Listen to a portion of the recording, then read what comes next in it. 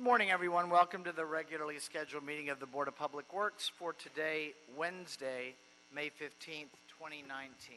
Commissioner Garcia, Cabello, James, Davis, and Caloza are present. President James, we do have a quorum. May we start with Bureau introductions, please, starting with Bureau of Engineering.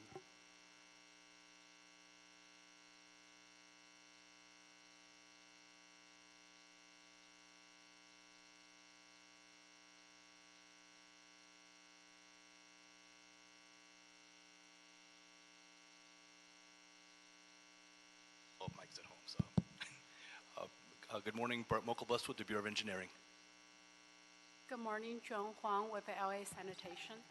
Good morning, Victor Tercios, Bureau of Street Lighting. Good morning, John Saponi, Streets LA. Good morning, Sefi Wiles, Bureau of Contract Administration. Good morning, Ted Jordan, Public Works General Counsel. Fernando Campos, Executive Officer. President James, we did receive speaker cards under general public comment. We also do not have any comment under Neighborhood Council comments section. We did receive speaker cards on all the items for today's agenda. In addition to that, we did receive an email with a letter from Environmental Construction on item number 6, which will be distributed to all commissioners in the next few minutes.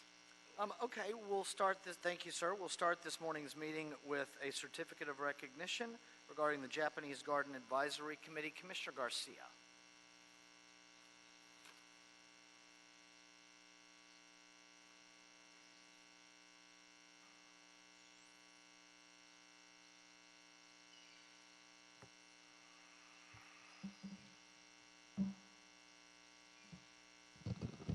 Good morning. Thank you, President James, colleagues, and Bureau heads. It is my pleasure today and my honor to have the privilege to recognize our very long-time Japanese Garden Advisory member, Jane Abrams. Jane Abrams, would you come up so I can officially recognize you here? Jane, you want to take your visitor? Yes, that way the pictures come out looking really nice, yes, with your beautiful top. Jane Abrams. So this, on behalf of the Board of Public Works, before I do that, let me just give a little brief bio on Jan E. Abrams. Jan E. Abrams is a graduate of the Northwestern University with a degree in radio, TV, and film. After a brief time in advertising in Chicago, Ms. Abrams began her career in television at Norman Lear's Tandem Productions in Los Angeles. Starting as a secretary, Ms. Abrams worked her way up the ladder to the position of Executive Vice President of Business Affairs at Sony Pictures. Very nice. After leaving the television business, she worked as a freelance consultant on several assignments for Project Management Leadership Group, which is based in Atlanta. Upon retirement, Ms. Abrams continued to pursue her lifelong interest in Japan and its culture by becoming a volunteer at the Japanese Garden. There she currently serves as a docent and a gift shop manager, and just completed 2 terms as a chairperson of the volunteer group. Ms. Abrams is also a dedicated student of the Ikebana, and recently received her 4th grade teaching degree from the Sogetsu School in Tokyo. She serves as a treasurer of the San Fernando Valley branch of the school and acts as a liaison between the garden and the branch with respect to special events and exhibitions.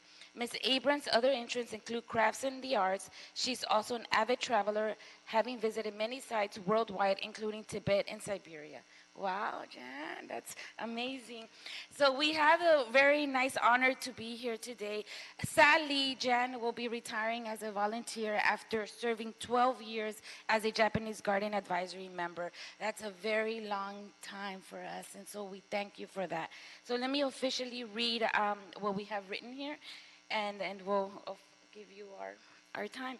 So on behalf of the City of Los Angeles Board of Public Works, Certificate of Recognition, we honor Jane Abrams as a Japanese Garden Advisory member in recognition of your 12 years of service as a Japanese Garden Advisory member. Thank you for your time, dedication, and commitment to the Japanese garden. Your valuable knowledge and contribution to making the garden a better place for all City of Los Angeles residents is immeasurable. On behalf of all of the commissioners here, we thank you for your time. Thank you so much. We appreciate that. Ms. Abrams, let me just start by saying, as you well know, the Japanese garden, of course, is one of the real jewels for the city of Los Angeles. and we get regular feedback from people that are from Los Angeles that are maybe visiting it for their first time, or even repeat visitors and people that come from faraway places that are so appreciative of its existence and of the way that they are treated, and of the docent staff. And of course, the volunteer time is really the most valuable time for the city of Los Angeles and for the residents and people that benefit from it. So I want to thank you for your service to the city of Los Angeles, to the residents, and most importantly to the visitors of the Japanese Garden. Thank you very much. Okay. Thank you. Commissioner Davis. Ms. Abrams, I want to thank you so very much for your volunteerism, and I think that what makes government effective is not simply all of the people that we pay, but it is the citizens in our city who help volunteer to make our systems effective for the whole electorate. And you are a shining example of that, having given us over a decade. You have really shown us what contribution is all about in terms of helping to make government better. So we are so proud of the service that you have given us, and we have the best of wishes to you. And I must add that you have done Northwestern proud. Yes. Thank you, Commissioner Davis. So thank you, ma'am. We very much appreciate it. If you... We also have here our leadership out in the Japanese Garden, Patrick, Michael, and Betty, who work very closely with Jan. And I want to give them the time to say a few words, because Jan, you are going to be truly missed. I've been there many times in the meetings, and you are a beacon of that meeting, and you contribute so much. And I could see it, not just your time, but your heart is in it too. And that's definitely going to be missed in the Japanese Garden. And I personally want to say thank you. Thank you for your time there. The Japanese Garden is a beautiful place. Anybody? Good morning. Good morning, everyone. Thank you for being here and honoring Jan. She's truly what we look for in a volunteer. And those of us in city service couldn't possibly do as good of a job as we do without people like Jan. 12 years is a long time, and I don't know how many thousands of hours that is, but that's the kind of dedication that the volunteers at the Japanese Garden bring to the city of Los Angeles every day. And the goal is to just continue on with promoting the Japanese Garden and doing things for the taxpayers of Los Angeles and bringing cultural events for everybody to come and enjoy. And if you haven't been out to the garden lately or have never been, please come out. And Jan, I really want to thank you for all the work that you've done. You're definitely going to be greatly missed. And we're going to have to work a way around everything. But thank you so much.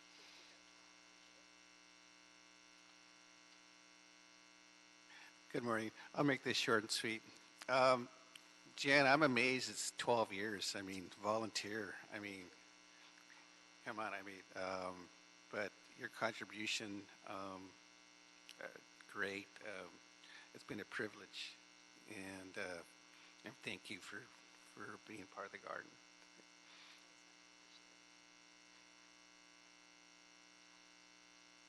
Good morning. I just wanted to say, Jan, thank you.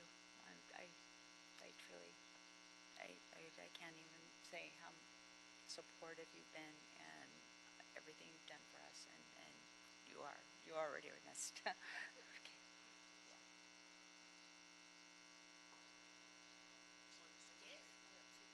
Ms. Abrams. Thank you. Since 2007, I've had a lot of jobs at the Japanese Garden. I think 4.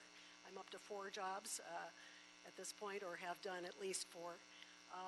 I really found my volunteer home at the garden and have truly appreciated the opportunity to serve the garden and the city. My only hope as I leave Los Angeles, I'm moving to Texas, and hopefully I will find some volunteer opportunities there, but maybe not right away. But I wanted to say that I hope the City of Los Angeles and the Board of Public Works will support Patrick Rickney and his team in maintaining the garden, and along with all the volunteers, to enhance the experience that tens of thousands of people have of the garden and this unique resource that we have in the city. So I thank you very much for this honor and your recognition. Thank you very much. Great. Thank you, ma'am. Thank you, Ms. Abrams. So we'll take Commissioner Garcia, if we could just take a 1-minute recess for a quick photograph, and then we'll come right back on our agenda. Thank you.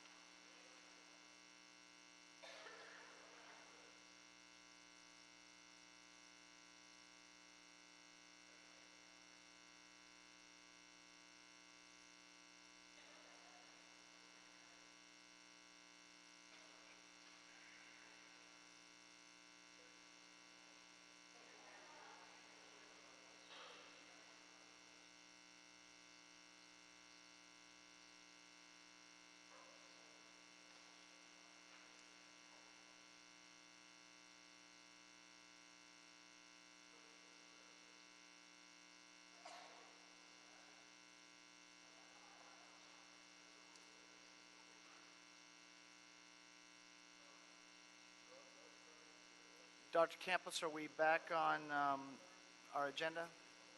Okay. Is there a second to my motion that we approve the meeting minutes from the meeting of Friday, May 10th, 2019? By Commissioner Cabello.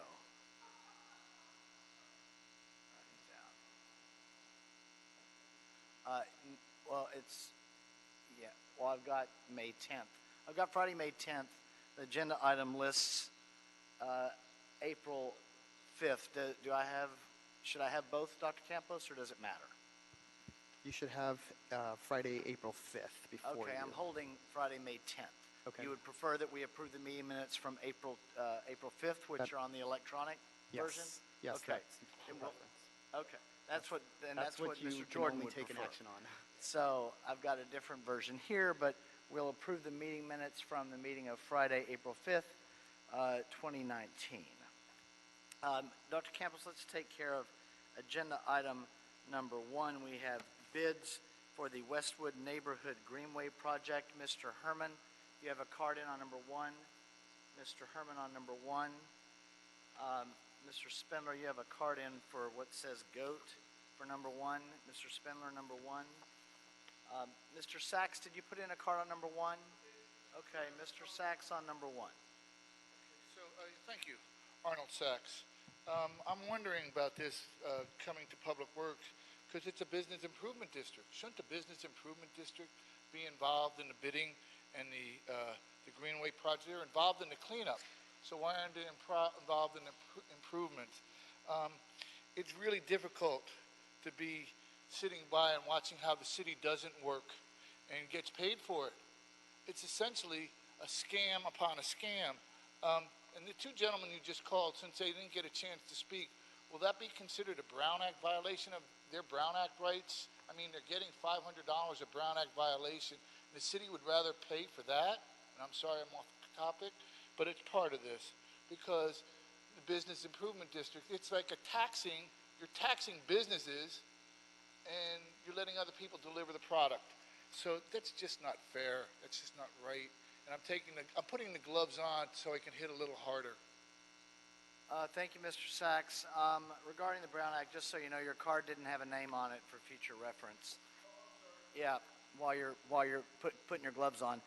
And then secondly, the two people that walked out had their chance to speak. Their names were called. So regarding that issue, Dr. Williams, you did not have a card on number 1, correct? Okay, Dr. Campos on agenda item number 1. Thank you, Mr. President. Fernando Campos, Executive Officer. We will open up bids today for the Westwood Neighborhood Greenway Project. This is in Council District number 5. The city has estimated this project to be at $2,909,795 even. We did receive 7 bids for this project. The first bid is from Ford EC Incorporated for a total bid amount of $2,973,350 even. That's $2,973,350 from Ford EC Incorporated. For the record, line item number 10, 14, and 15 have been Whited out, not lined out, but initialed by the contractor. So just for the record, line item number 10 indicates 100,000. Line item number 14, $858,350. Line number 15 has a unit price of $1,300 with a total item amount of $63,700. Just for the record, since there's no line out and whiteout has been used.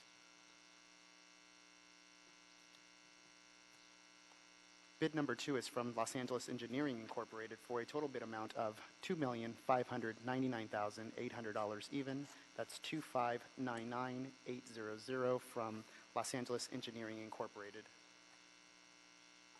The third bid is from Environmental Construction Incorporated for a total bid amount of $2,494,495 even. That's $2,494,495 from Environmental Construction Incorporated.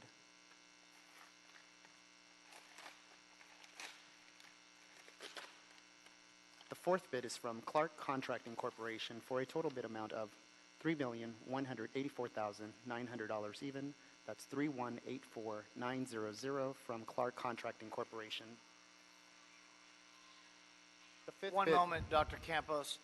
Mr. Herman, you've come in here with your speakers blasting, so that's your first warning on the meeting. The next warning, you'll be removed from the meeting.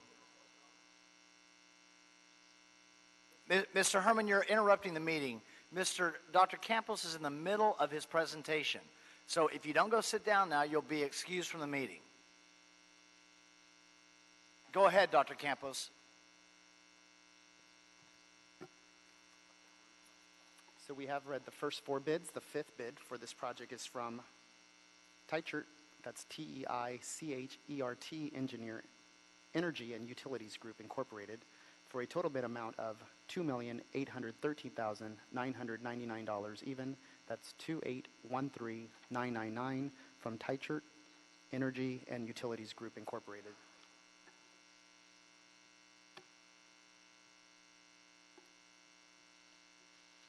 The sixth bid is from Metro Builders and Engineers Group Limited for a total bid amount of $2,922,150 even. That's $2,922,150 from Metro Builders and Engineers Group Limited. The seventh and final bid received for this project is from Sully Miller Contracting Company for a total bid amount of $3,197,000 even. That's $3,197,000 from Sully Miller Contracting Company. For the record, line item number 10 and 11 has been lined out, and both lines have been initialed by the contractor. Mr. President, that concludes the bid openings for today's bid. Okay, thank you. Is there a second to my motion for an order that the bids be received, opened, and declared? By Commissioner Davis. Thank you. Any objection? Without objection, that'll be the order on agenda item number 1. Agenda item number 2, task order solicitation SN 29, amendment number 6, Arcadis US Incorporated. This is in Council District number 1. Recommending that the board authorize the director of LA Sanitation or his designee to issue amendment number 6 to task order solicitation SN 29 to Arcadis US Incorporated, increasing the budget from $830,000 to $4,470,670. That includes a 10% contingency, and extending the term of engagement to July 22nd, 2019 for continuing the development of the Clean Water Campus, including evaluating financial benefits of entering into a partnership between the City of Los Angeles and Goodwill Southern California Industries. And secondly, contingent upon approval by the Board of Public Works of the 5-year renewal of the parent on-call contract as authorized by contract number CF 130949S1, authorize the Director of Sanitation or his designee to extend the task order solicitation to December 31st, 2022. Mr. Sachs, you have a card in on number 2. We're going to take our speakers first, sir. Okay, thank you.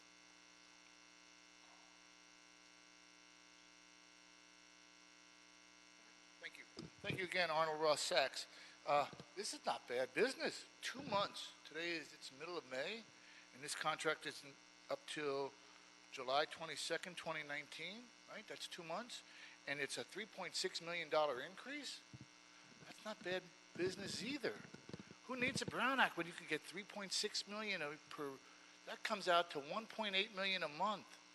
That's not bad at all. You should congratulate yourself. Don't pat yourself too hard on the back. It's bad for public relations.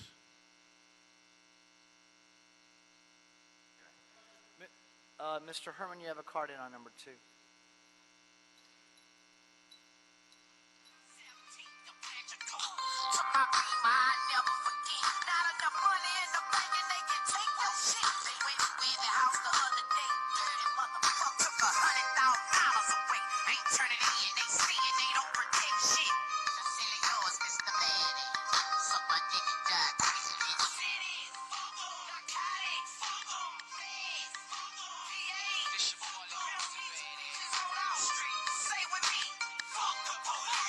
Yeah, fuck the police. Fuck this budget. 2 months fucking later and you want to pull this stunt, Mr. Campos? Is that why you were telling me to shut the fuck up, Kevin James?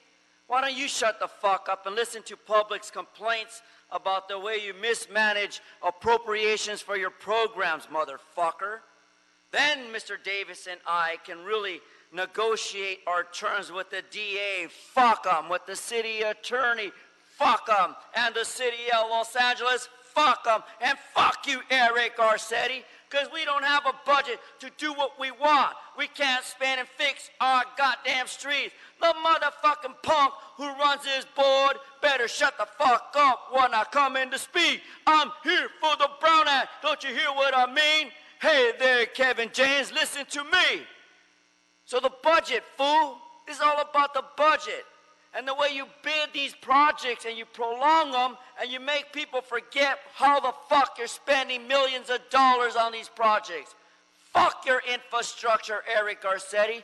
Fuck the state of California for your infrastructure. And fuck all you white niggers too for taking advantage of public funds, misallocations of monies, and creating a ceiling deficit, you fucking cunts.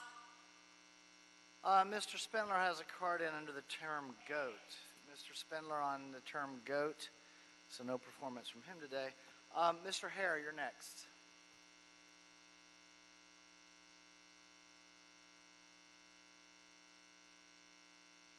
Hello, Mr. President. Good morning. Commissioners and Bureau Reps. My name is Scott Hare. I'm with the Bureau of Sanitation, and yeah, we're asking for approval of an amendment to an existing contract with Arcadis to help us develop the Clean Water Campus building, which is a building that we are intended to eventually house about 5 divisions in the Bureau of Sanitation that are currently in a leased building. It's being planned down in the Lincoln Heights area. And this amendment is largely the result of a partnership that was brought to us by Goodwill and CD1 as a non-traditional way of delivering the building. It will be delivered as a joint venture. We will each build a facility on adjacent lots. Goodwill currently has a pretty large facility right across the street from the planned location of this building. And this amendment will handle most of the activities associated with partnering with Goodwill and delivering at least our portion of this joint venture. So. Okay. Any questions for Mr. Hare? We'll start with Commissioner Garcia. Thank you. Can you let me know what divisions are coming all together, and is there another, are we going to do some kind of programming, or is it just specifically our sanitation staff there? It'll be sanitation staff. It's 5 divisions that are currently out in a building we refer to as the Media Center. It's a Wastewater Engineering Services Division, wastewater, well, now it's actually Wastewater Collection System Division, which currently just recently split into 2 other divisions, and Industrial Waste Management Division, a small component of the ICSD, the systems people for the Bureau of Sanitation, and then Watershed Protection Division, a pretty large component of their inspection and enforcement group. Thank you. Thank you. Any further questions? I'm sorry, Commissioner Caloza. Thank you. Thank you, President James. Thanks also to LA Sanitation. I was briefed yesterday by Mr. Posty, and upon reading the board report, I had a few additional questions that I wanted to clarify in terms of some of the numbers in the report, hoping that you can answer some of those questions for me. So this last went to the board in 2016 for the authority and to increase the budget to, what's the amount here? To $830,000, correct? That was the last time this came to the board, yes. Okay. And so can you confirm for me how much of this contract was spent up to September 28, 2016? How much was spent? How much was spent up to September 28, 2016? And I'll just read from the board report, so just to make sure I'm understanding this correctly. So it says here that you increase the contract amount to by $328,000. So the total contract amount increased to $795,000, correct? Yes, that was the contract amount plus an additional more, which was contingency, I believe. Okay. Yeah. And so can you explain to me from 2016 up until now, in the board report on page 3, why it states that the amendment number 5 with Arcadis was only increasing by $33,000 when the tasks listed here for something that was happening 2 years later actually increased by almost $300,000. Just so I understand the numbers correctly. Amendment number 5 largely spent money that had gone unspent in other areas of the contract. The other contracts, there were components that we did not actually spend some of the money. So, plus there was contingency money. No, that's fine. Plus there was contingency money. So amendment number 5 spent the unspent portion plus contingency, and then only needed like a remaining $30,000 above and beyond. So that was the only part of that was not actually encumbered for that contract at that point in time. So that's why amendment number 5 actually spent more money than it encumbered. It only encumbered the small amount that was not already available. And, maybe this is something to do for future amendments, but it would be helpful to see that breakdown, just because as I'm trying to follow the numbers stated from amendment to amendment and the increase in what you're asking for in the contract and what was actually spent, I think is a little bit confusing, at least for me. Okay. As I'm trying to understand this. The other question that I had is, so typically for all of these projects that relate to the sewer maintenance fund, right? This is the funds that are being used for the specific project? Yes, it'll come out of the sewer capital fund, the sewer construction and maintenance fund. Yeah. And so all the projects that go through the sewer maintenance fund go first to the program review committee, right? Yeah, they would go through the PRC as well. Program. Yes. Yeah. Okay, so the program review committee, to clarify, it has representation from all the bureaus, from engineering, from contract administration, but mostly from sanitation, right? Yes. Okay, so is it common practice for the program review director, and if you can clarify exactly who that is, to approve,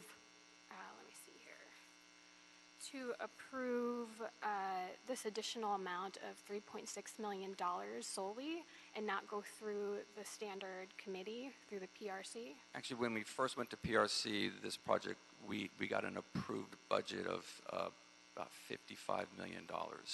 We got what we considered back at the very beginning was what we would need to deliver the project. The scope of the project has changed over time, but that was, so we haven't needed to go back to PRC since because we had so much money approved up front. Okay, so let's spend a little bit of time on that. So you said $56 million is what the total budget was that was approved by PRC? Yes. Okay, so I actually pulled the minutes from the program review committee, and it says that $49 million was approved on the date stated March 11, 2015. Can you just explain and clarify the discrepancy in $49 million versus the $56 million laid out in the board report?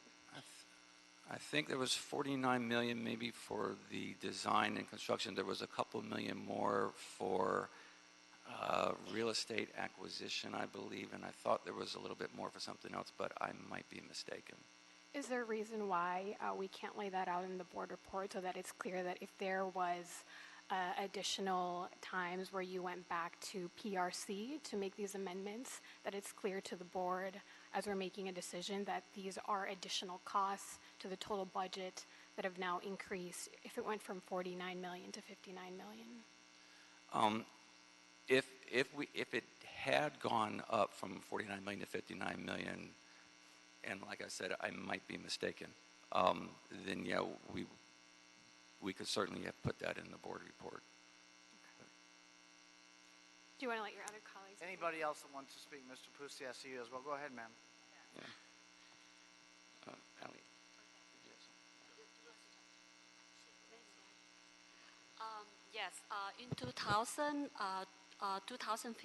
PRC approved total $55 million overall for everything for the city staff, for hire consultant, for construction, for right of way, and also for the post management of after the construction also. So we went to the PRC. They already approved the portion for us for hiring the consultant to help us about pre-design on any like negotiate with the goodwill or anything. It's about they approve about like $6 million, and they give us the time frame of when we allow to use that budget, the fund. So when we put request to for the budget increase, we went to the PRC coordinator, and he got approved, let us allow to use $6 million. So the budget we increased up to $4 million. We still have $2 million left in the account. So this is PRC approved already. Yeah, and so, thank you for that explanation. I think for me it was confusing because I had to dig through your minutes of the PRC, and I could only find one instance when the specific project went there for approval, and it was in March. I did not see instances when it went back to PRC for additional approval on these items, and, if we can make sure to add those items and that clarification for future board reports, especially for projects this large, that would be helpful to follow the process and how decisions are being made.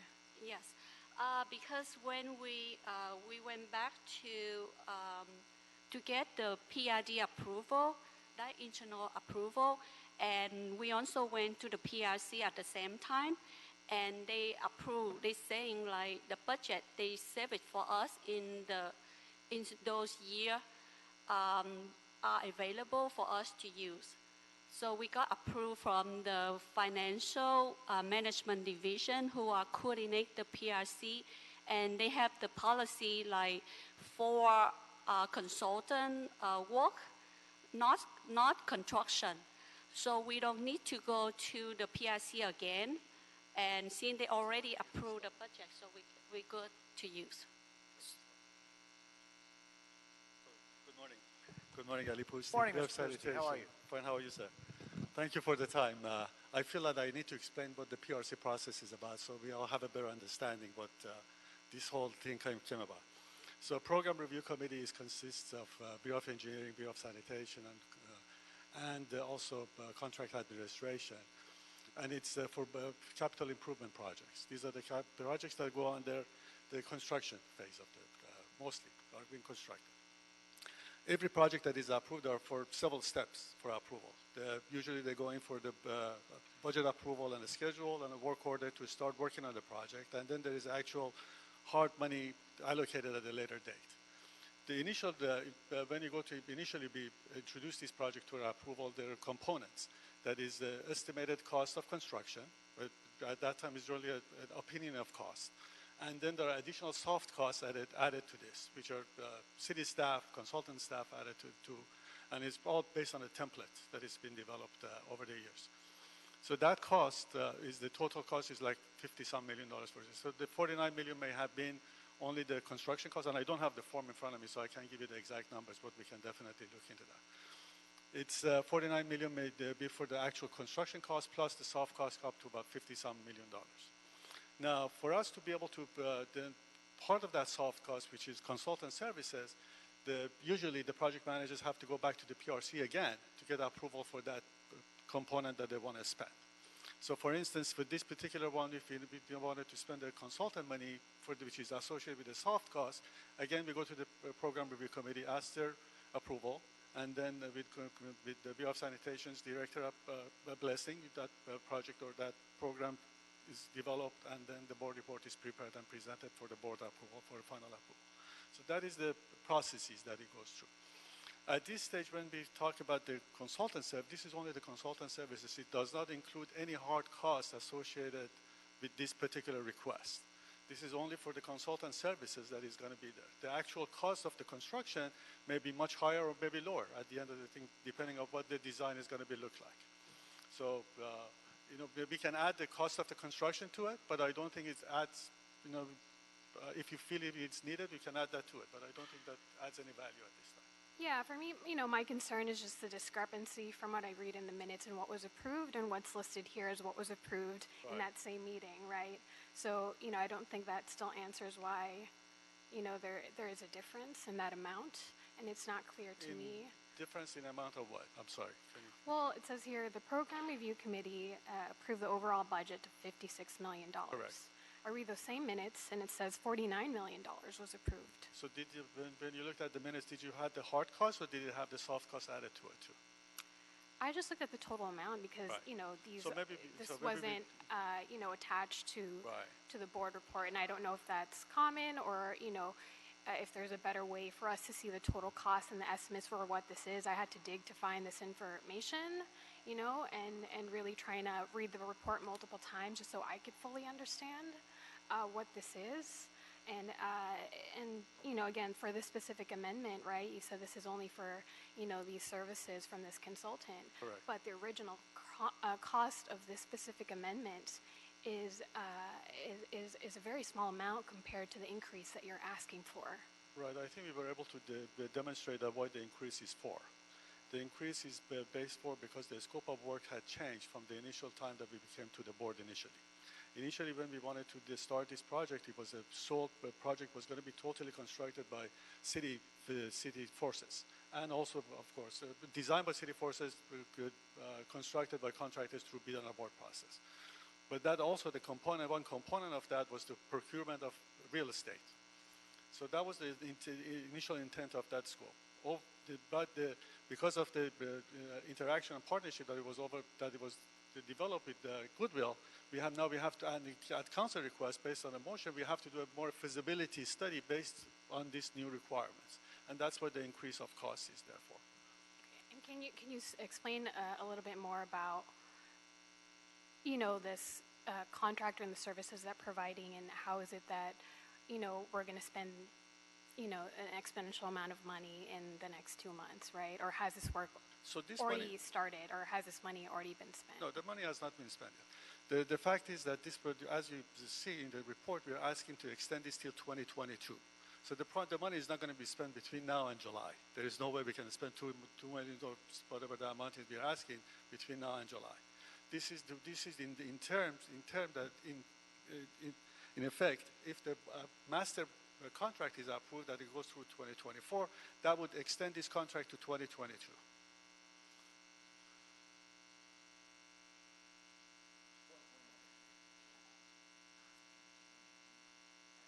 Commissioner Caloza has requested that we continue the item, and so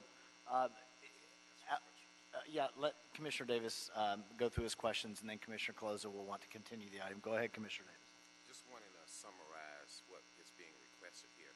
So basically, this is for further development of the Clean Water Campus. Correct. It's a collaborative between the city and Goodwill. Correct. On the end result. The funding of this is not any federal dollars whatsoever. It's basically ratepayer money. For this request, yes, it is only the SCM fund. Sewer Sorry? construction. SCM, the sewer construction maintenance fund. Okay, and so basically we are then requesting an increase of some $3 million to the existing budget that we have on this particular job before us, right? To do additional studies, that's correct. Now, on this job, in terms of process and procedure, because you're the process person on this, this additional work that we are having to confront comes from an authorization from the City Council to ask us to engage in this additional work. Yes, council had requested us to engage Goodwill into this discussion, and they had asked us to do a feasibility When we received study. the assignment from the council to do this additional work, in terms of process, we had some options. Could we have possibly gone out to bid to engage in this additional assignment given us by council?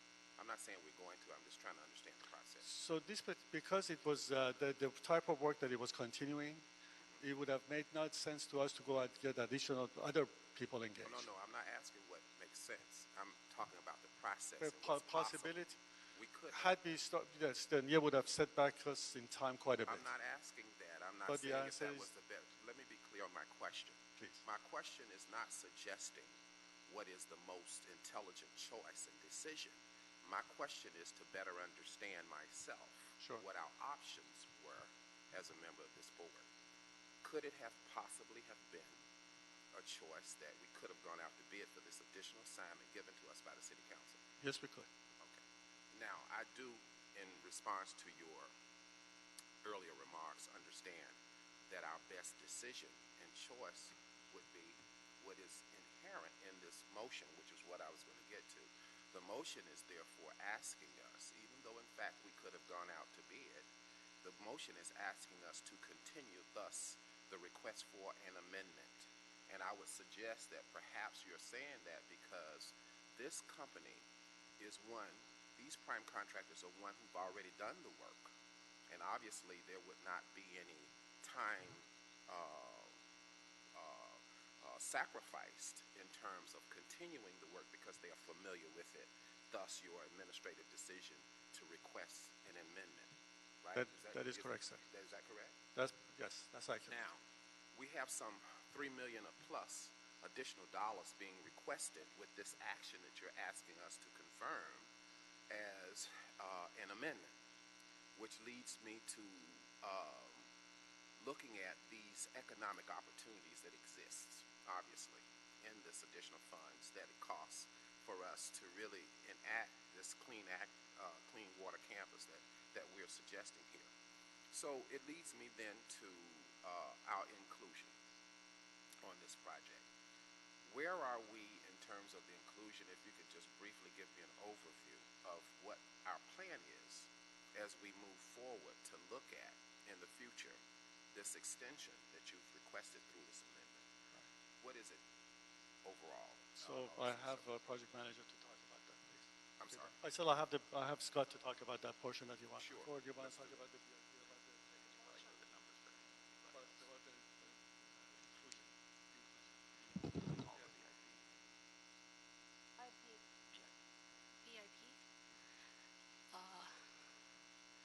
Okay. I mean- Okay. You asking about business inclusion program? Yes, ma'am. There Yes. seems to be, after looking at the request, to be some potential additional economic opportunities Yes. for those who do the work with the city. And I just wanted an understanding of what the proposed plan would be. Yes.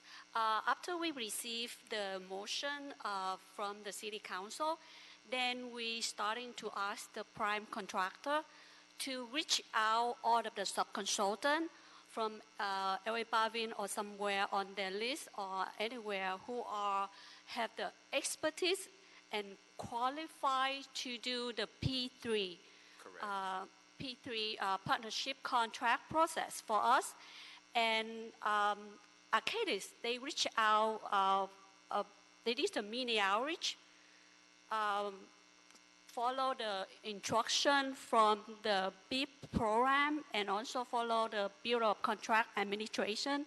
So they did the mini outreach, and then we verify, we submit it to the centralized contract units, and they verify and they approve.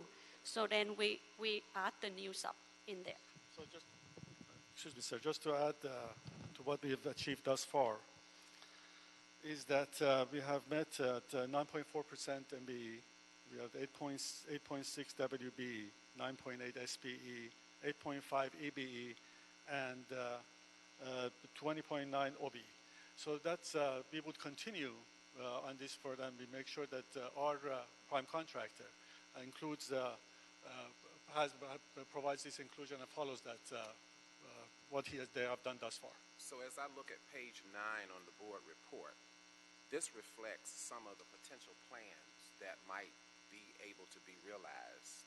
That is correct. From this project, is that correct? That is correct. In my observation, while in fact, certainly I understand certification, and I understand you can't just appoint somebody just because we want to include them. They have to be certified. That's already correct. assumed. However, in looking in my observation of what we have done, one of the good things about what we have done is we've made an effort to understand the need to include the various aspects of different constituencies that we look to here at the board in terms of minority business enterprises, as well as women business enterprises, which I'm equally proud to see some effort there, and SBEs, which we usually do reasonably well in SBEs most of the time. But also I see an effort on EBE, and I see just a small recognition of some effort towards DBE. And obviously we always do well on OBE. Correct. So my summary here is, in my observation, at least you have made some effort towards inclusion here that you know we must have, or correct. we expect to have when we do these projects. You come in here, you ask for $3 more million, and I know everything in America costs to have it. But I want you to know that I do appreciate the effort here. Certainly, you have to also know that, you know, obviously we'd like to see you do a little bit more if you could. But the effort that has been made is appreciated. And I think it's important for me as a board member to say, when we do these things, given our discussion here today, given the fact that we really could have gone out to bid again, and perhaps we could have maximized some opportunity for inclusion. If you're coming in and asking for an amendment, it is important to me to know that after all of these years of discussion, that you have at least begun to embrace what it is that this board has told you time and time that we're looking for. So I wanted to give that observation to you. I think it's worthy of right along with our criticism on this effort. And certainly I understand the decisions that you must make to make sure that the city engages in a project that is most efficient, that will be a decision that will not cost us time. So I respect all of that. I just really appreciate you respecting some of the values that we have along with this proposal that you made. Thank you so much. Thank you so much. So much I appreciate it. Thank you, Commissioner Davis. Commissioner Cabello?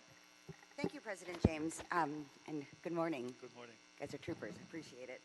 Mr. Pusti, can you tell me currently how much the city pays for the lease at the media center?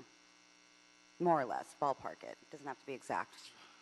If I'm not mistaken, somewhere about between 2 to 2.5 million annually.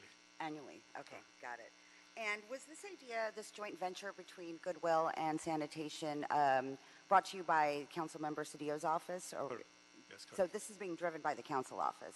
Yes, this is one of the council office is totally in support of this project. So what I do want to, and I'm emphasizing a point you made, Commissioner Davis, what I really want to do, emphasize to my colleagues is when it's being driven by the council office, I mean, we should absolutely, I support your, Commissioner Colosa's motion to continue the item, but that is something to very much keep in mind. Can elaborate on that further. Has there ever been, Mr. Pusti, this kind of development for a city facility where you're doing a joint venture with a nonprofit for an actual facility, or is this unprecedented? This is going to set precedent. So that's why it's a lot more involved than just generally a regular contract is. Got it. Okay. Well, thank you very much. You're welcome. Thank you. No further questions. Commissioner Caloza, any idea on how much time? Let me put two questions on the table to both of you. You've asked for a continuance. We always will grant continuances unless there's some intervening urgency that would preclude it. Mr. Pusti, Commissioner Caloza has requested a continuance. I'm going to put a week on the table, but I don't know if that would satisfy Commissioner Caloza or if that's something that is okay with you, or maybe 2 weeks. I don't know. 1 week would be perfect. Even a few days would be perfect. Okay, Commissioner Caloza, what are you thinking? Yeah, and, thank you, Commissioner Gabello, about, again, stating that it is driven by now, a council office. And I understand and appreciate the importance of this partnership, but, I'm requesting to continue it so we can clarify some of the items that I mentioned in this board report that I think need additional clarity. Just so we can spell out what the process is and what has been approved for the public record would be appreciated. So, I'm happy to meet as soon as this board meeting is over, just so we can clarify some of the items that I think maybe deserve some amendments on the board report, but it could be scheduled as soon as they want. Well, then let's a week. If a week's okay with you, Ally, that seems to give everybody enough time to get any questions that remain covered and answered. So I would accept Commissioner Caloza's motion as a motion for a week of a continuance, and without objection, that'll be the order on agenda item number 2. So we'll hear this item on next week, and depending on what additional information is, we'll handle the hearing from that point forward. Okay. No problem. Thank you, everybody, on number 2. That would be Wednesday, May 22nd, just for the Yes, record. Wednesday, May 22nd. Let's take agenda item number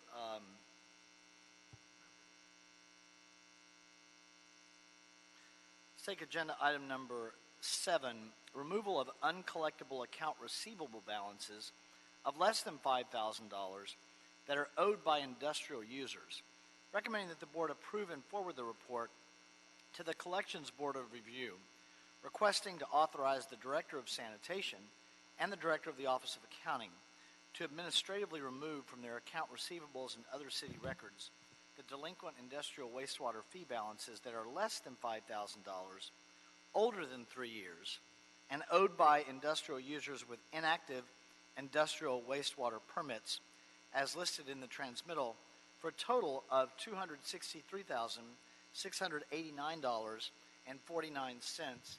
Mr. Sachs, you had a card in on number 7? We have some speakers first, ma'am.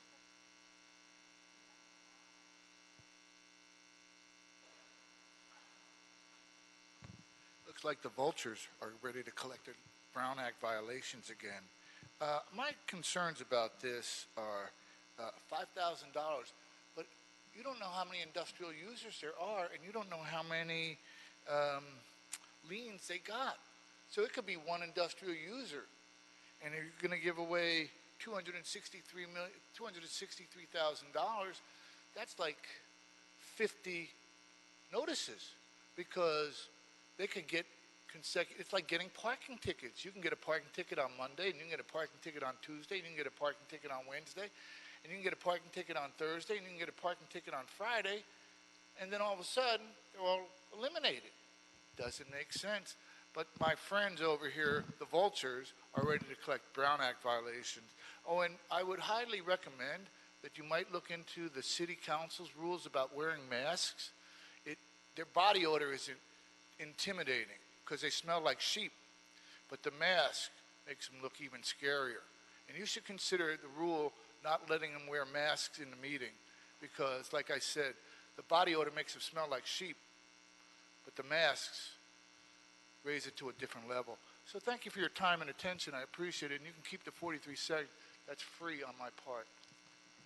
Thank you, Mr. Sachs. On number 7, Mr. Spindler, you have a card in for a card called GOAT.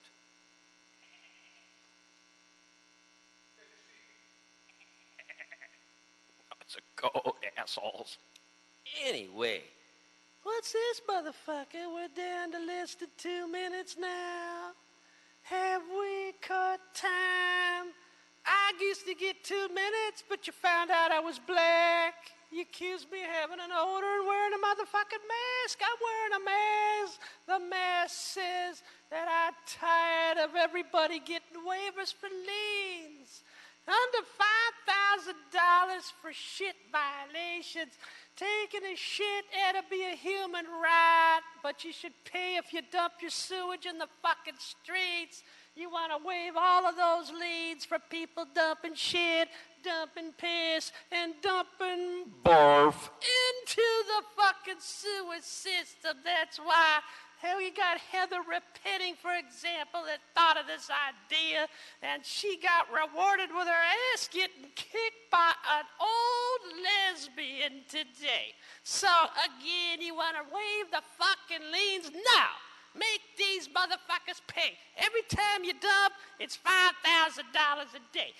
Fucking stop dumping your goddamn shit into the sewers. Stop dumping your shit into 8th Street and Coronado.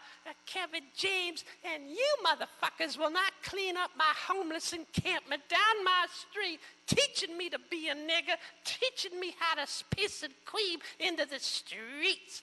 And that's why I'm here to protest this fucking shit. Every time I go to these meetings, it's the same shit. Everybody gets a free pass. Everybody gets this free and that free. But you got your lesson. Heather Repenting got your lesson. You're going to go down in the fucking defeat. You're going to be unemployed. And Heather Repenting's going to be living on a van down by the river without a fucking job, that piece of shit cunt. 2 minutes. Mr. Herman, you have a card in on number 7.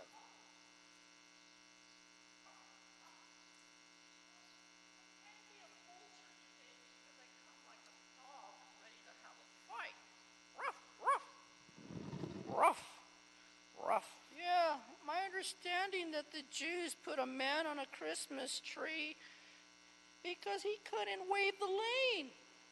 And so he had no free pass. He had to spend $263,689 with 49 cents. And those vultures came in with the Brown Act to remove uncollectible account because the guy that barks has a mask. Am I scary? Can I wear a mask? Do I look scary? Maybe my disability is kicking in. Maybe Herb Wesson's right. Psychologically, I have a demon in my head. It causes me to respond against the white niggers too. About the liens. But let me put down the mask because Heather and I used to be great lovers. And the delinquent industrial waterways for her balance was that she lost to a lesbian in response to $263,000 and that little cent of 49 cents. Usually I'm never talking about the 5,000 owed, but I want to waive all these liens. I want to waive all these Jewish liens. I want to waive all these fucking liens that this goddamn fucking institution of public works enforcement does to make people delinquent. The same way I talked about in council chambers for the record on item 1B. Fuck you, Herb! Dr. Williams, you have a card in on number 7.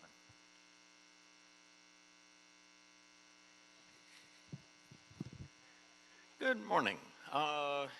Dr. Tom Williams, Citizens Coalition for a Safe Community. Remember the old phrase, abuse breeds abuse. I don't go to city council anymore because abuse bred abuse. But anyway, for delinquents, $260,000. Why don't you add a bond or security requirement for all industrial wastewater dischargers to the drains and sewers of the city of Los Angeles? That is, it can be exercised immediately at any time, a security bond. In other industries, security bonds are required, insurance is required to guarantee that funds will be available to pay for any requirements.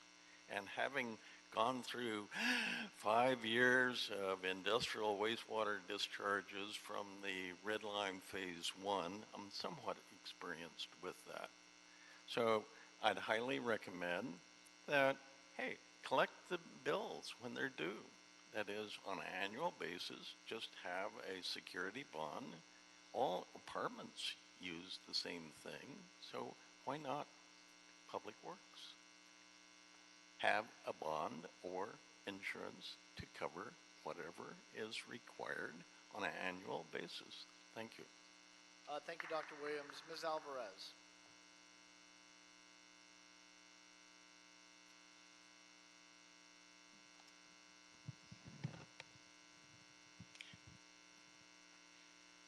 Good morning. Good morning, Mr. President, Commissioners, Bureau Reps, City Attorney, and the Executive Officer. My name is Emerlita Alvarez from the LA Sanitation Industrial Waste Management Division. And this report is actually to request the board to approve and forward it to the Collections Board of Review and authorize the LA Sanitation Director and the General Manager and the Office of Accounting Director to write off the uncollectible amounts listed in the transmittal. These delinquent accounts are owed by industrial users that have been terminated, that have industrial wastewater permits terminated for reasons like the business have closed or the business have change of ownership. These accounts are for invoices that have 3 years or more delinquency, and also these delinquent invoices are for $5,000 or less. And these invoices have been referred to the primary collection agency and have been returned uncollected and also forwarded to a secondary collection agency and also returned uncollected. But by the requirements of the billing guidelines, these uncollectible delinquent accounts are to be submitted to the Collections Board of Review for approval to write off. The total amount requested for this write-off is $263,689.49. This constitutes 2,100 invoices for 416 inactive permits. The board is requested for the approval of this report to write off these accounts. Thank you. One moment, I've got a couple of questions, if I might. Just for the record, a lot of these are really small amounts, the vast majority of them. And some of them are really old. So how often do we take this action? Is this an annual action that we take? This is actually quarterly, and this is, like I said, it's for those that are $5,000 or less. The $5,000 or more are reported separately. Yeah, we do this quarterly? Yes. I mean, I sit here for all these meetings. I don't remember this every 3 months, but... It is. Okay. Well, we see a lot of items. It's just a new person reporting right now. I'm sorry? It's just a new person reporting right now. Usually it's a different person coming in to report. Oh, we have a new person reporting right now. Okay. The only thing I only see one item that is, you got one item that's, it's a juice served here. It's the highest one on here that I could see. It's $2,600, and it's also the lowest in age. It's 1 year. And I'm just wondering if that one, I don't want to hold this up for it, obviously, but that one, even if we take today's action, that one, they might take another shot at trying to collect. Just because I know where the business is. It might be worth that one taking, just whoever's doing our collections on that, take a shot at that one. But the others are super small, very numerous, and very old. Okay, we'll take a look at that one. Okay, thank you. That was Commissioner Cabello's motion. I'll second it. Any objection? Without objection, we'll adopt agenda item number 7. Thank you, Ms. Alvarez. Thank you very much. Any issue sending number 7 forthwith? We'll send number 7 forthwith. Agenda item number 8, personal services contract, Pacific Sewer Maintenance Corporation, recommending that the board approve and forward the report with the transmittals to the mayor and the city council, with the request that the Board of Public Works be authorized to execute a personal services contract with Pacific Sewer Maintenance Corporation to provide sewer chemical root control treatment. The contract ceiling has been established at $15 million for a 5-year term. Upon the mayor's and council's authorization, myself or 2 members of the board will execute the contract and then return the executed contracts to sanitation for further processing. Mr. Sachs, you have a card in on number 8.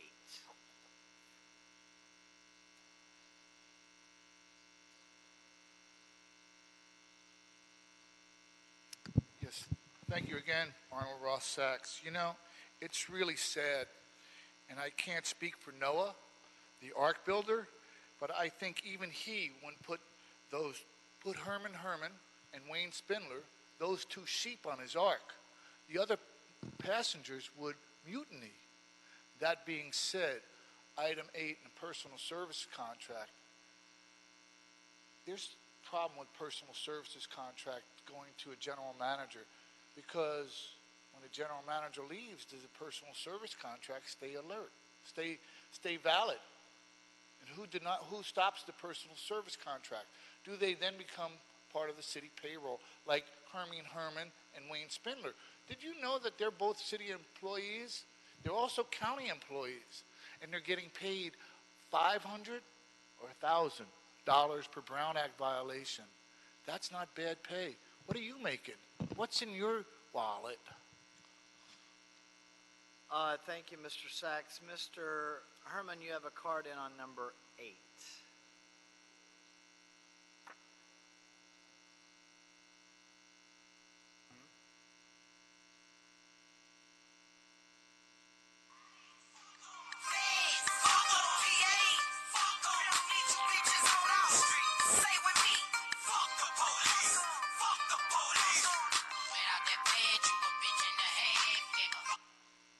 Yeah, everybody.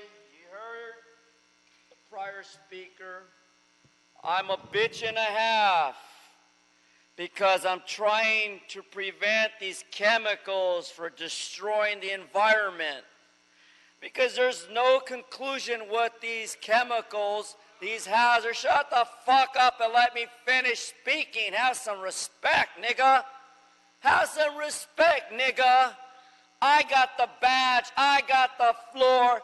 Can someone please show me to the door? Shut the fuck up. Shut the fuck up. That's what the DA, that's what the city, that's what we're doing. We got chemicals to explore. So we need to review whether or not the transmission of these chemicals, these hazardous chemicals that are going to go into the ocean, go into our root system, go into our water beds. What the fuck is wrong with you, Eric Garcetti? You're the stupidest, dumb motherfucking mayor we had since you were a councilman, and I go back to the days when I used to wear a fucking tie. Now I come in here like a fucking asshole. Sheila Q, listen, asshole. Because I gotta talk to these fucking Jews that try to talk over me while I'm speaking, and I can validate that, as you hear behind me, why this fucking Jew continues to threaten me and harass me, and the chair needs to control it. You can't have people attacking people up here, Jace. We look, Mr. Sachs, you can't approach the speaker like that. That's a threat. That's your first warning, Mr. Sachs. And don't do that again, or we'll have to have you excused from the meeting. James, you need to protect the Go speakers ahead. at the podium. Go ahead, You Mr. need to protect Mr. Herman, the people speak- at the podium. speak to the Don't item. let fucking people attack people at the podium, James. You're creating an issue that's disruption, is in violation of my civil rights Mr. and Jordan. breaking decorum rules, you fucking asshole. Go ahead, Mr. Jordan. Mr. Sachs, you're disrupting the meeting. You cannot call out from the back of the room. Mr. Sachs, you've been warned. At this point, the chair will excuse you if you... I know. He can't rush him. Okay, thank you, Mr. Sachs. Fuck you. Mr. Rule Herman, 77. Mr. Herman. Mr. your Herman, time you're is- allowed to speak to Your time the will now item. resume, Mr. Mis- Herman. Mr. Spindler. You would arrest my ass if I'd done something like that. Is you just let Jew motherfuckers get away with everything. If a black man did that to somebody, you arrest my ass. And that's why Davis says that's right. And that's discrimination. You saw this attack. Why niggas attacking us? Why are we advocating for fucking sewage and we advocating for public service? Does a man have to be viciously attacked by motherfucking Jews? Why? Because he mentions an important fact that they're all a bunch of cursed motherfuckers. Eric Garcetti's cursed because you put Jesus up on a cross, an innocent man without a trial. Jesus didn't get a lawyer. Jesus didn't get a jury. Mr. Spindler, And you this is just on a personal crucified services him contract. Like you crucified me with that TRO, and you crucified me last Tuesday with another fucking TRO. Mr. Chair, if he's not speaking man on the item, can't that is have considered a a disruption weapon. of the meeting. A man cannot have a weapon with a TRO, motherfucker. And I can't get nothing. And Mr. this is Spindler, what you it can- is. you can speak- I'm talking about this sewage, and I'm speak to the talking item. about personal services contracts. Get the fuck away. I'm on topic. Go ahead, Mr. Spindler. What the fuck is this? I said go ahead, Mr. Spindler. Why is this guy up in my ass here then? He is not. This Go is a ahead, Mr. threat. Spindler. You are Spindler, you're threatening free me. to speak on the item. You are threatening me when you have a man armed with a hand on his gun coming up to me and talking when I'm talking at a meeting. That is a threat. Go ahead, Mr. Spindler. Where's my You can- TRO? Mr. City Attorney, where's my TRO? You only file it against me for doing nothing. But you never protect my rights. All these fucking years. How much time The only is thing there? I can do is get a job at fucking Walmart. How much time is And there? I'm sick of this shit. Somebody's got to tell His me how time much is Get this guy away from me. His time is ended. Mr. Spindler, you're Get him away from me. your time is When up, I Mr. talk, Spindler. don't fucking sit there and assault me like that. Your time is up, Mr. Spindler. On agenda item number 8, Mr. Mink. Thank you, sir. Good morning. My name is Clint Mink. I'm with LA Sanitation, Clean Water North Collection Division. I'm the project engineer for the Sewer Chemical Root Control Program. Today, I'm here to request authority to award and execute a new personal service contract with Pacific Sewer Maintenance Corporation. The new contract will be for 5 years with a cost ceiling of $15 million. This supersedes our existing contract of $14 million for the last 6 years, which is set to expire this November 13th, 2019. The increased cost ceiling is due to a higher treatment cost and to allow the program to expand as new pipes are identified from our ongoing condition assessment. To give a background, root intrusion is the cause of over 60% of sanitary sewer overflows in the city of Los Angeles.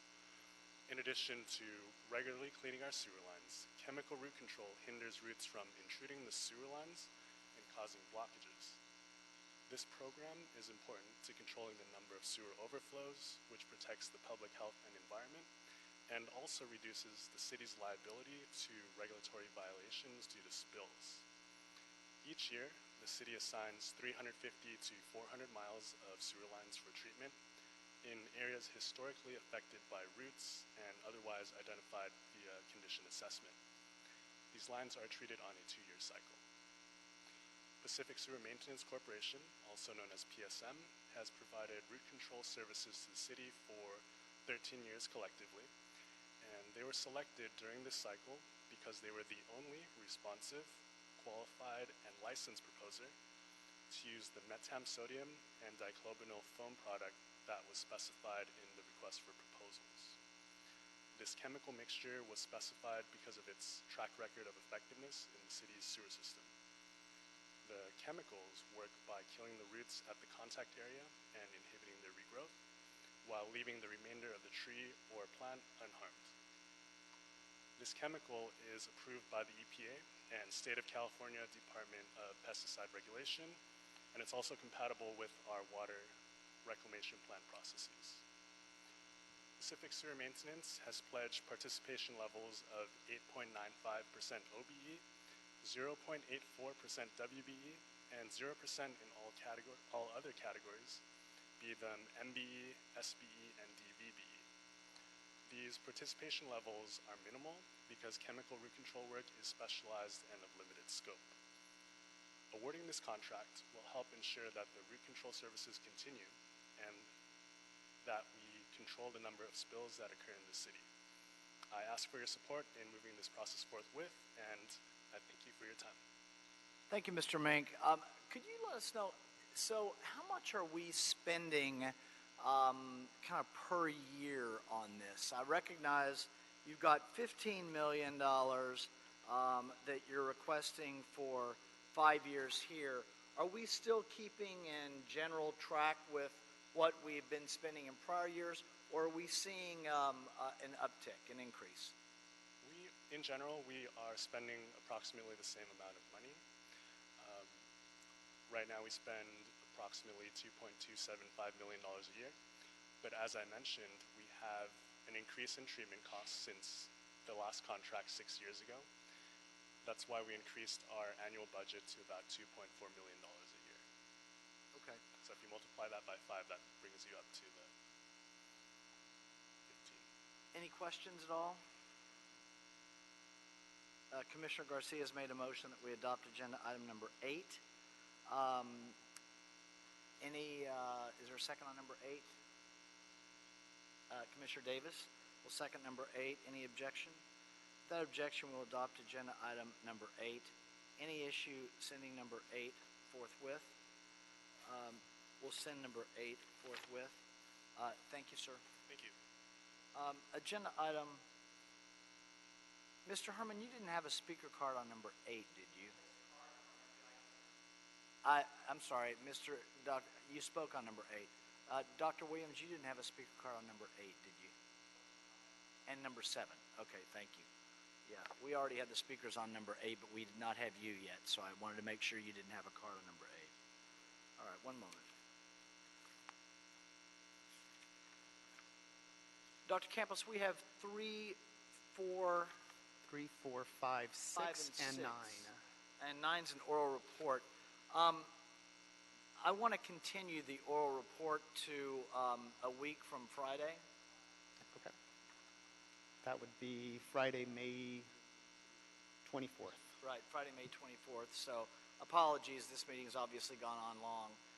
So I want to continue that to Friday, May 24th for the oral report because we do have another meeting that comes in here after us.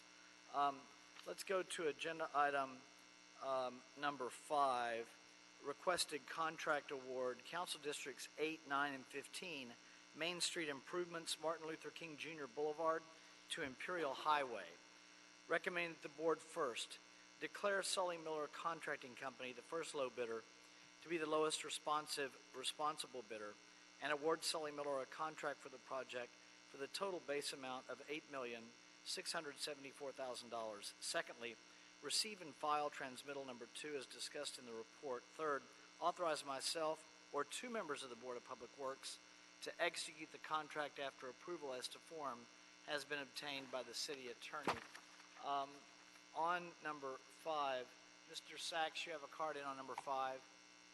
Mr. Sachs on number 5. Mr. Herman, you have a card in on number 5.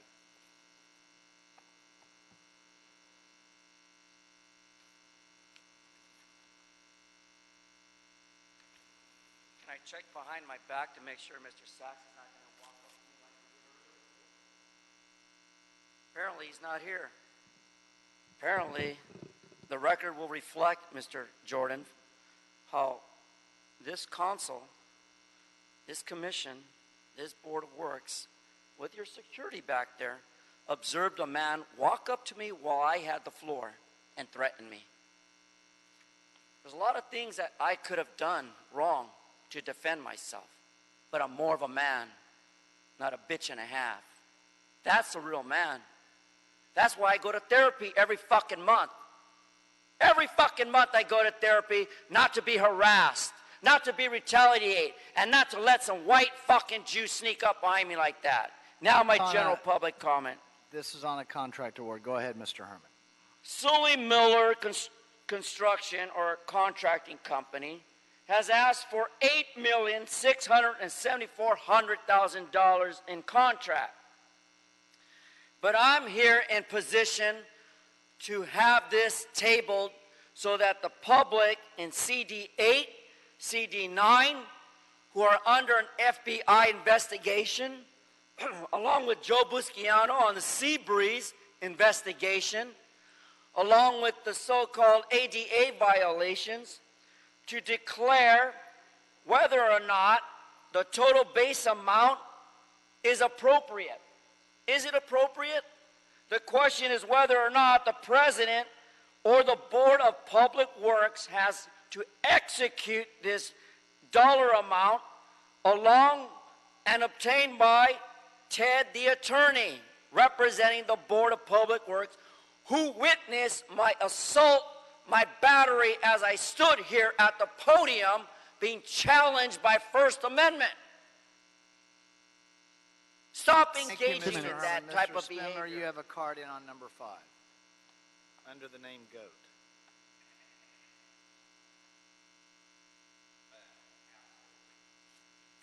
Martin Luther King, shot and killed, dead for peace, for his words. And what do? We still treat his Main Street improvements like a piece of shit. How many years, decades has it taken for the 8th, 9th, and 15th district? Who are these clowns in the CD8? That's Marquisi, Harris, Weezer, Dildo, Dawson Jr. The 9th is current price FBI target, known as person number 9. And 15 is the Seabreeze council member, the biggest thieving silver-tongued cop, Joe Buscaino. Look at these 3 line of rogues gallery criminals in the CD 8, 9, and 15. Are they here? Ain't here. No, the only thing that's here is a tax on free speech. Isn't it ironic? I get attacked for my words. Martin Luther King Jr. got attacked for his words, and eventually some son of a bitch put a bullet in his fucking head for speaking. Then we went to Malcolm X. They done the same thing to him. And why do we treat MLK Boulevard like it's a sewer? It should be the most perfectly maintained boulevard in the world. That's right. Black folks, persecuted folks can all go to MLK after today and say $8 million is going to be spent to goddamn fix this street, fix every sidewalk, so that when everybody comes to LA, we don't like MLK, we love MLK. And that's right. So this is the one thing you've done right in your lives. Congratulations.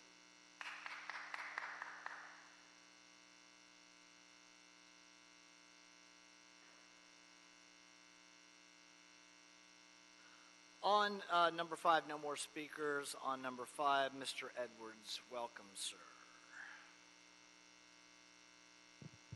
Thank you, President James. Good morning. Gene Edwards, Bureau of Engineering.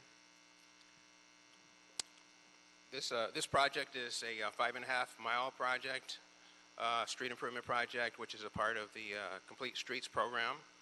And for the record, the project is in Council Districts 8 and 9, it touches CD 15, but the project is not actually in CD 15. The project will repair damaged street pavement, curb gutter, ADA compliant curb ramps and sidewalks. It also will provide Vision Zero safety elements, including new traffic signals and upgrading existing ones with protected left turn lanes. The project also includes Green Street elements such as bioswales and a dry well. The project was deemed categorically exempt under the city CEQA guidelines. It was bid in two categories, a base bid and an additive alternate for the resurfacing. Arrangements for the resurfacing work have been arranged with the Bureau of Street Services, and therefore the additive alternative bid items will not be included in this contract award. The lowest of the 6 bids that were received on January 16th was from Sully Miller Contracting Company in the amount of $8,674,000 for the base scope of work, and is approximately the same amount as the city engineer's estimate. Actually, I believe they were $400 over the city engineer's estimate. Sully Miller has been deemed by the Bureau of Contract Administration to be a certified local business enterprise and has complied with the Business Inclusion Program requirements. They have met the mandatory subcontracting minimum of 25%, bidding an actual participation level of 34.6%. They have pledged in excess of the advertised anticipation subcontracting levels for women business enterprise and emerging business enterprise participation, as described in the board report. However, Sully Miller pledged subcontract utilization of minority business enterprise, small business enterprise, and disabled veteran business enterprise short of the advertised anticipation levels, as described in the board report. The project also includes a project labor agreement, and the agreement facilitates an orderly settlement of any labor disputes and grievances. It promotes employment opportunities for local residents, and it will provide apprenticeship training. There was one bid protest received by the third low bidder, protesting that the second low bidder incorrectly signed a bid bond. This bid protest does not affect the lowest bid by Sully Miller. Funding for the base bid work and contingency is available and is being provided by a combination of Measure M funding and SB1 state gas tax funding. In conclusion, staff recommends for the board to declare Sully Miller first lowest bidder, to be the lowest and responsive and responsible bidder, to receive and file the protest in transmittal number 2, and to award Sully Miller the base scope contract for this project in the amount of $8,674,000. This concludes my report. Thank you, Mr. Edwards. Commissioner Davis. In terms of business inclusion, I see that Sully Miller, I think, has in the past done really well in this, and I know often it's unpredictable what you'll end up with.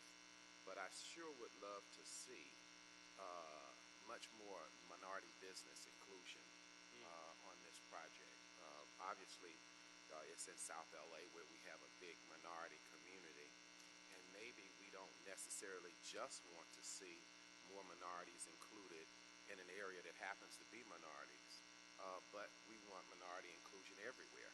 But specifically, we do and would love to see, and I don't know all the circumstances that allowed us not to be able to maximize minority business inclusion here, but would certainly like Sully Miller to know that in the future, moving forward, it would certainly be really wonderful if we could have more minority business inclusion. I'm excited about the project labor agreements that we've been able to successfully do, and we've done extremely well with that. And I'd love to see the same kind of enthusiasm and with the oversight of the Bureau of Engineering on the achievement of minority business inclusion. And I will say, if it's difficult to do citywide, certainly if you could make an effort to do more of it in South Los Angeles, it would mean a lot. Thank you, Commissioner Davis. Was that a motion? I guess it would be. Well, how about this? Yeah. I'll make the motion. We adopt agenda item number 5, seconded by Commissioner Davis. Any objection? Thank you. And just in reply to Yes, Commissioner please, go Davis's ahead. request, although the contractor followed the bidding process and the base work is prescribed in the bid, we will look for opportunities to encourage our contractor when we have change order work or changes in the work to utilize more minority business enterprises. Okay, thank you. Thank you. That's my motion on number 5. Commissioner Davis is second on number 5. Any objection? Without objection, we'll adopt agenda item number 5. Thank you, Mr. Evans. Thank you. Any issue sending number 5 forthwith? We'll send number 5 forthwith. Agenda item number 6, requested contract award, Council District 11. Donald C. Tillman Water Reclamation Plant, underground high-pressure effluent and low-pressure effluent valves replacement project. Recommending that the board declare Environmental Construction Incorporated, the first low bidder, to be non-responsive as discussed in the report. Secondly, declare PPC Construction, the second low bidder, to be the lowest responsible bidder, and award PPC a contract for the project for $1,680,000. And third, authorize myself or 2 members of the Board of Public Works to execute the contract after approval as to form has been obtained from the city attorney. Mr. Herman, you have a card in on number 6.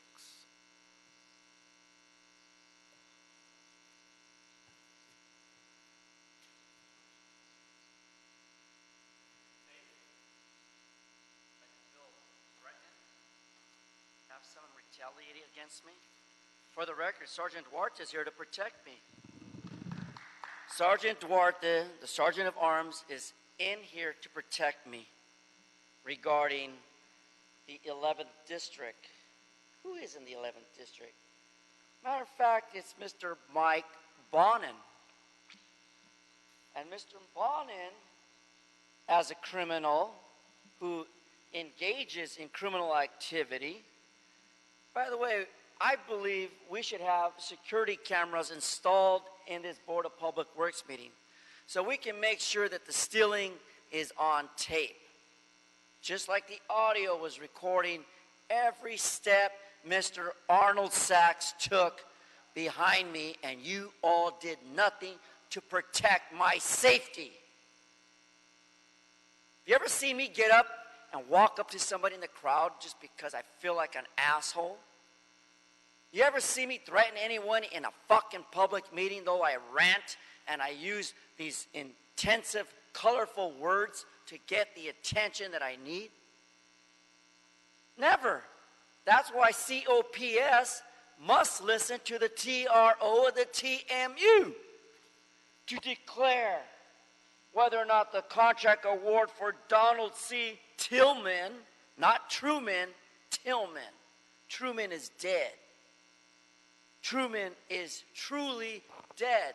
I can make that statement. It's a fact. My opinion is whether or not I will kick someone's ass. It's just an opinion. Will I? Could I? Should I? But I'm not.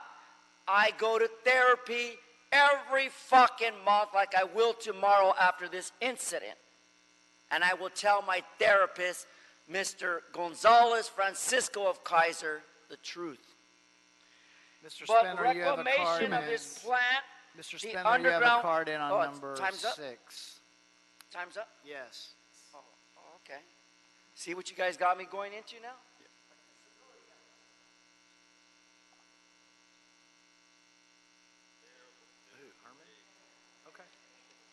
Look at this shit over and over again. Environmental construction got the low bid, but he forgot to pay off Mike Bonin, so we dropped to the second low bidder. PPC is the pay off. Apparently, environmental construction did not pay off Mike Bonin. No. Environmental construction did not pay off the mayor. No. Environmental construction did not donate to Heather Repenting for the Board of Supervisors. No.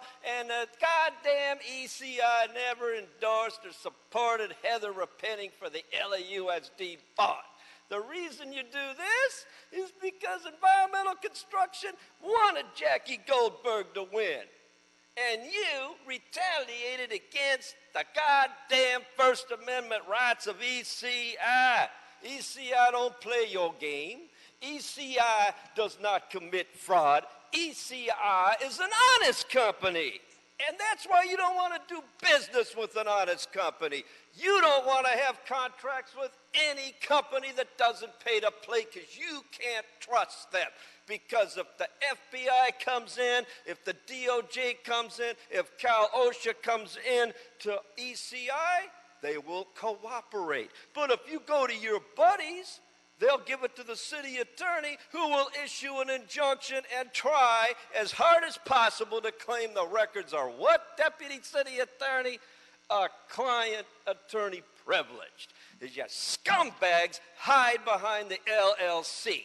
So I want ECI to get this goddamn contract, get that affluent, and then take it flush my bonnet through the sewers, that homo motherfucker out into the Santa Monica Bay with his drug needles and his little chongo. Mr. Sachs has a card in on number 6. Mr. Sachs on number 6. Mr. Sachs is not here. Mr. Cirillo on number 6. We also have a representative from ECI, Mr. Cirillo, but go ahead and summarize, then they'll be able to respond, and then we may have some questions going forward. Great, thank you. Mike Cirillo with the Bureau of Engineering, here to give a report on the award of contract 6232, which is the Donald C. Tillman HPE LPE valve replacement project. This project is essentially going to replace over 40-year-old valves within DCT. These valves have reached the end of their useful life. Several of them are frozen and cannot be operated. The valves and piping is on a loop system, and because we can't operate several of those valves, we have to, or sanitation has to shut the entire loop down to do maintenance on equipment and then use potable water as opposed to HB and LP to service their equipment. So really it's rendering O&M difficult because we cannot isolate any portions of this loop. And this water is basically, it's reclaimed wastewater that's gone through the treatment process and used throughout the plant for various plant processes. So we received 5 bids for this on January 23rd. City engineer's estimate was about $1.84 million, and the bids ranged from $1.66 million to $1.99. The recommendation is to declare the first low bidder to be non-responsive and to award to PPC for $1.68 million.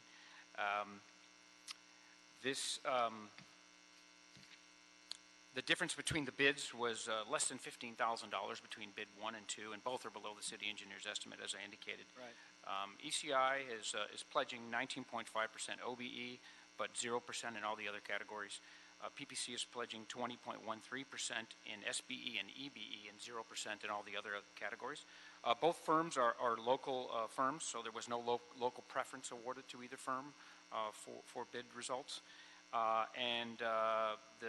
reason for deeming them non-responsive ECI is they failed a mandatory pre-bid attendance, and for the details for that, I'd like to defer to OCC to get into that because that's really a contract administration issue, but I wanted to summarize the overall bid process for you. Right, thank you. Okay, for contract administration on the issue that looks like is the issue of the award right now, but go ahead, sir. Yeah, good morning. John Patterson with the Bureau of Contract Administration. This project was advertised and posted on the BAVN on December 14, 2018. The project's pre-bid meeting was held on December 20, 2018.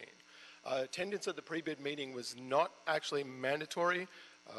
However, all bidders are required to comply with the requirements of the Business Inclusion Program, or BIP, including BIP Indicator Number 2 attended pre-bid meeting. With respect to BIP Indicator Number 2, the requirement is that the bidder either attend the pre-bid meeting scheduled for the project or certify in writing that they participated in a city-sponsored or city-approved matchmaking event in the prior 12 months as evidenced by the event attendance documents. Mr. Patterson, would you repeat that? So that's an either or? Yes, sir. Go BIP ahead. Indicator 2 requires the bidder must either attend the pre-bid meeting scheduled for the project or certify in writing that they have participated in a city-sponsored or city-approved matchmaking event in the prior 12 months, as is evidenced by the event attendance documents. Got it, go ahead. As Mr. Cirillo mentioned, bids for this project were submitted on January 23rd, 2019. And on that same day, Environmental Construction uploaded a document to the BAVN, being attachment number 4 of transmittal number 3. This included a statement from Environmental Construction attesting that they are informed as to the BIP outreach requirements for the project and that they have participated in a city-sponsored or city-approved matchmaking event in the prior 12 months. They stated, please see our attendance record attached.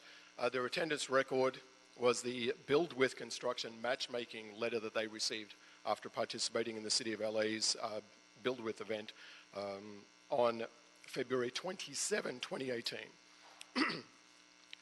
For the record, that this letter states that it is highly encouraged, so the letter that they received after having attended the matchmaking event, it is highly encouraged that your request for a waiver from the awarding authority be submitted well in advance of the meeting. This is recommended so that you can receive notification of the waiver approval or denial before the meeting takes place. The letter concludes that a waiver will be effective through February 26, 2019, and may apply to any BIP required contracting opportunities that require outreach to the following NAICS codes, and then it listed 5 NAICS codes, numbers 236210, number 236220, number 237110, number 237310, and number 237990. None of these NAICS codes are required outreach subcontractor NAICS codes for this particular opportunity. On January 30, 2019, Bureau of Contract Administration staff notified Environmental Construction that the Bureau of Contract Administration would be recommending either they be deemed non-responsive for failing to meet BIP indicator number 2. So upon review of the letter, we determined that we could not grant their waiver request for the reasons stated. Environmental Construction did respond on February 4, 2019. That is included as transmittal number 3 in the board report. In summary, Environmental Construction claimed that their matchmaking attendance letter met the prime NAICS codes for this project, and that previously Environmental Construction was granted a pre-bid meeting waiver for the project South Park New Maintenance Yard, for which none of the sub-NAICS codes were covered by their matchmaking attendance letter, but 2 of the prime NAICS codes were covered by their matchmaking attendance letter. ECI stated that the project's prime NAICS codes are similarly covered by their matchmaking attendance letter. However, it is the Bureau of Contract Administration's findings that the subcontractor NAICS codes must be relevant, and listed in the letter must be relevant to the required outreach for this particular opportunity. So our findings are that their matchmaking attendance letter met the prime NAICS codes is irrelevant, since the NAICS codes do not reference the subcontractor NAICS codes required for the project. Additionally, the project that they referenced, the South Park New Maintenance Yard, the award for that was granted, and the waiver was granted by another office, was specific to the South Park project. So the waiver is project specific. Additionally, as stated in the event... So, Mr. Patterson, when you Yes, say sir. the waiver is project specific... Yes, sir. So you mean this waiver referenced in the earlier email is another... It is another project, Another yes, sir. project. Yes. So this waiver is non-effective for the argument they're making today. Correct. All right, go That ahead. is the Bureau of Contract Administration's argument. All right, go ahead. Okay. Bidders are additionally, as per the letter, the attendance document, the bill with letter, bidders are encouraged to submit their pre-bid meeting waiver request well in advance of a project's pre-bid meeting in order to receive notification of the meeting waiver's approval or denial. As stated, the project's pre-bid meeting was held on December 20, 2018, whereas Environmental Construction submitted their request letter via the BAVN on January 23, 2019. Consequently, the Office of Contract Compliance is not able to notify Environmental Construction prior to the pre-bid meeting that the waiver request could not be granted. In view of the above findings, Office of Contract Compliance recommends Environmental Construction be found non-responsive for failure to pass BIP indicator number 2, and therefore the BIP outreach requirement for this project. So, and as stated, PPC Construction is the second lowest bidder, and we're recommending that they be the lowest responsible bidder and award them the contract. Okay, thank you. We have a card in from ECI do we, is there a representative from PPC here as well? Okay, so I have Fred Cerruti. Go ahead, sir. Good morning. My name is Fred Cerruti. I'm the president of Environmental Construction, Inc. As it was stated, we bid on the Tillman valve replacement project. And the exact instructions in the specification and in the bid package, it states whether you attend a job walk meeting or you have attended a matchmaking event. It does not elaborate on any codes, and we met the exact requirements of the specification and the bid instructions to bidders. Later on, contract compliance wrote us with the fact that according to their requirements, not the requirements of the bid, we had to meet certain quota, NICA codes.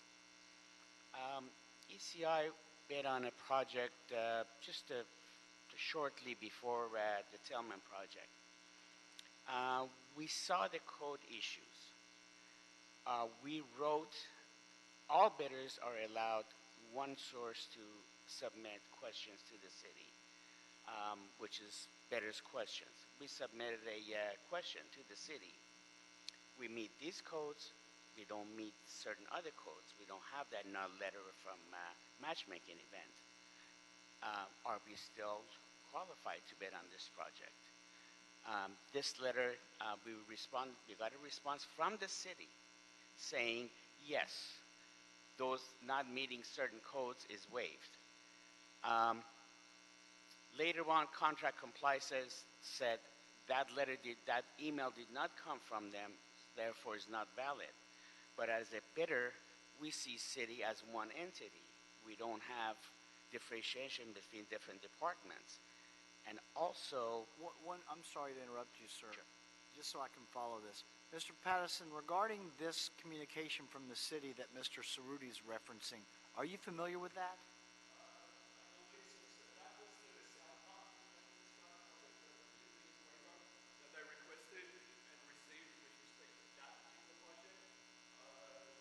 Does that sound consistent with what you're saying, Yes, Mr. sir. Cerruti? Okay, go ahead.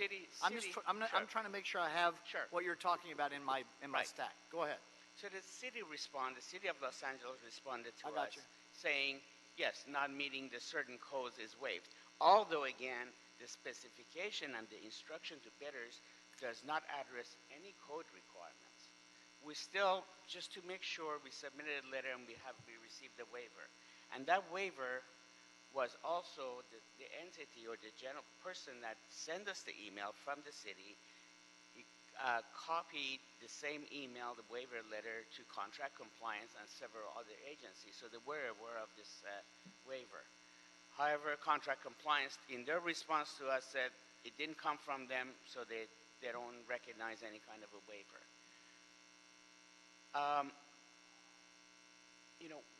I bid according to the specification and bidder's instructions. We have no idea that city departments are different, they have different requirements, and I have to meet different entity requirements.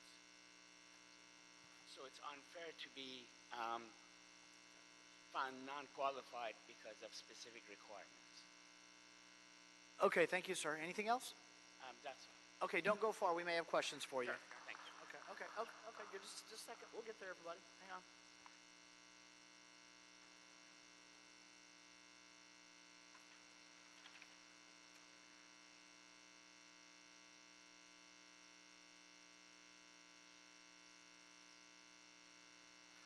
Okay, Commissioner Davis.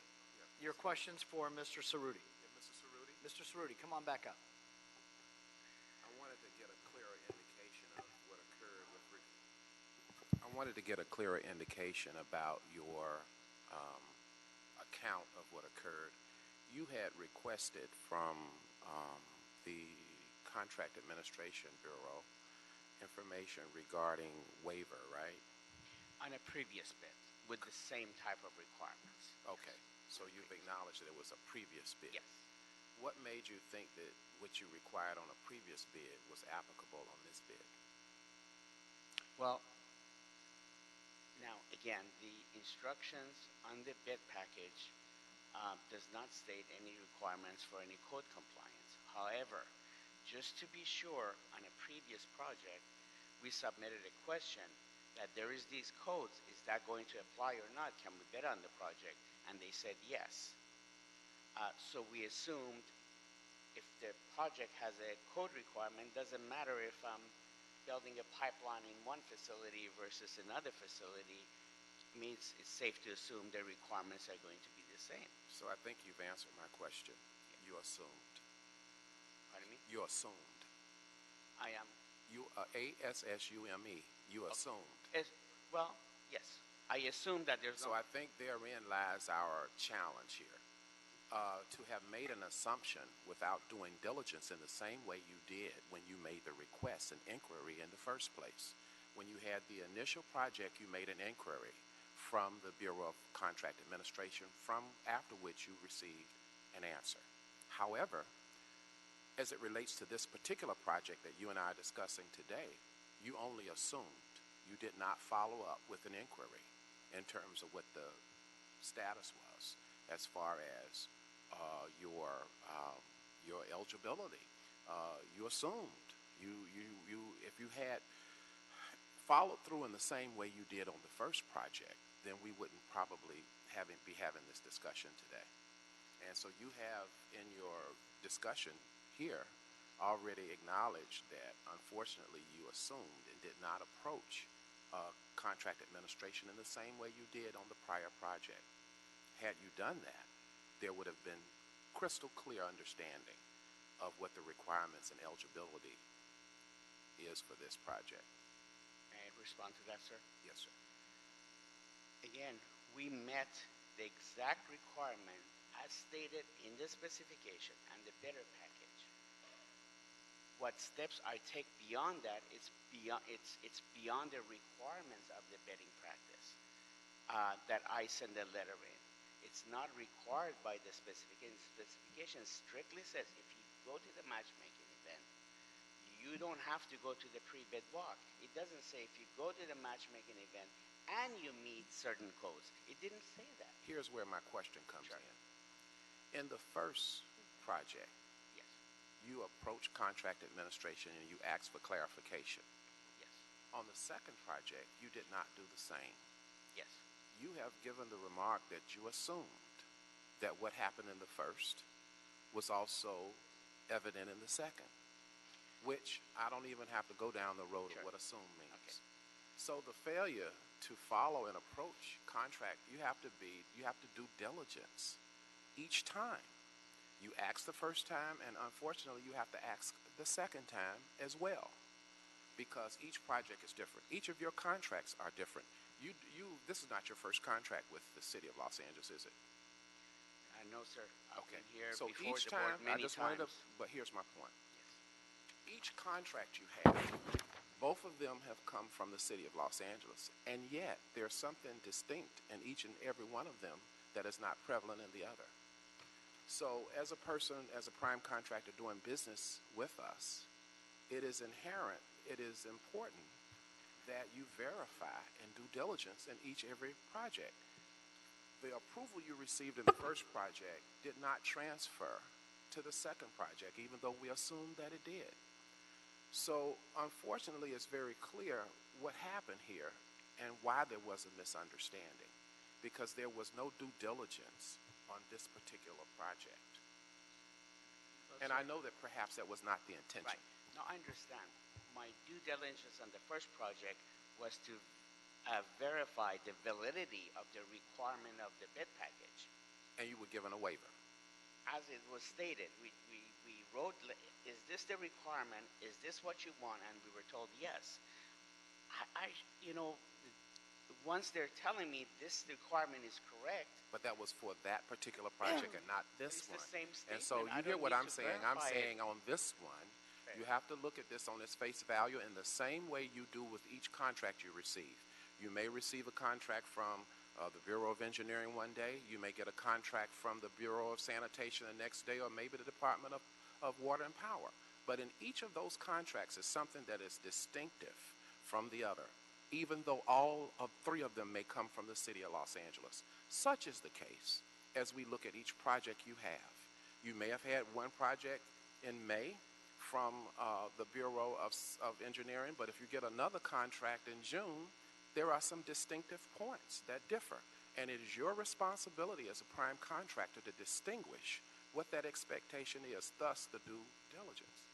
Okay, sir. Then That's what you have to do. from now on, I will dismiss all the statements in the spec and I'll write the whole You would want spec to do and that. You ask would for want to verification. verify, as it relates to your contracts, to the best of your ability. I think that perhaps that would be the best practice, given the competition that one must do as a prime contractor, right? You work with us regularly, and I'm just trying to understand Yes, and well, make sure that we agree. The way I understand it is that the correctness of the bid documents is the responsibility of the city, not the bidder. But in any case, that's fine. Due You tell diligence me as a practice is always a good choice. I understand. Thank you, sir. Thank you, Commissioner Davis. Commissioner Cabello. Thank you, President James. I have some questions for Mr. Pattinson, please.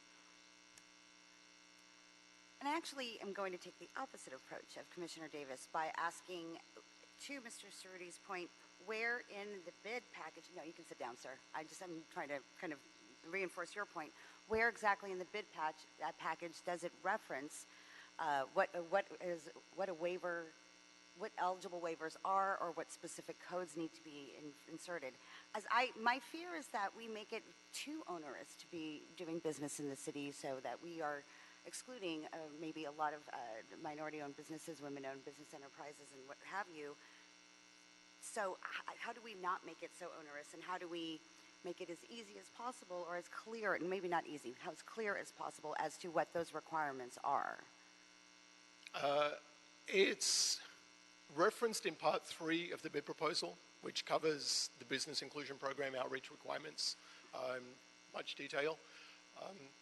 It is, I would say, inferred in the requirement for BIP indicated 2, where it references that the contractor or the bidder must state that they are aware of the BIP requirements and that they have participated in the matchmaking, as evidenced by the attendance documents.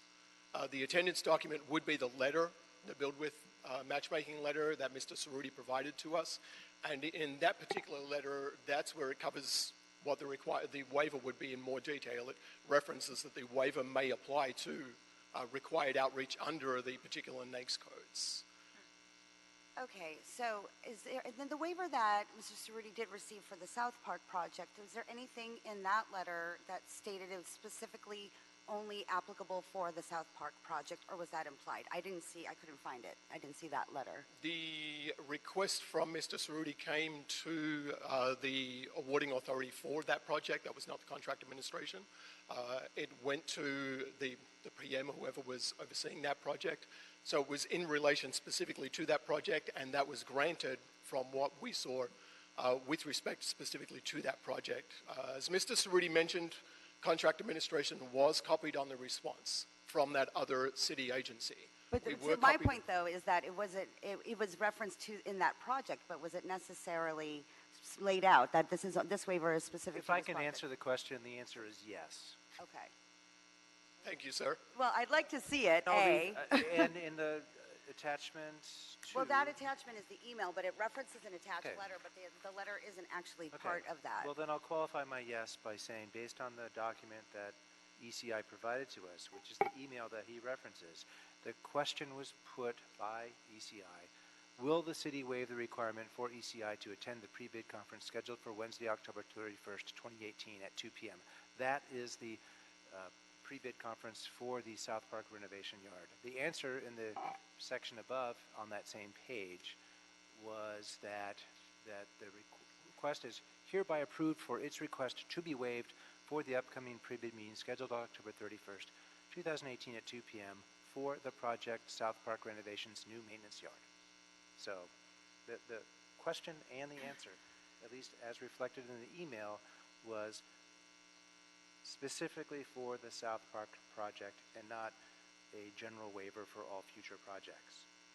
Fair, but I would still like to see that waiver letter. But I actually, if you have a copy of the bid, the actual bid, is there a copy anywhere that was part of the attachment? Because that's something I would actually be interested in seeing before feeling comfortable moving forward.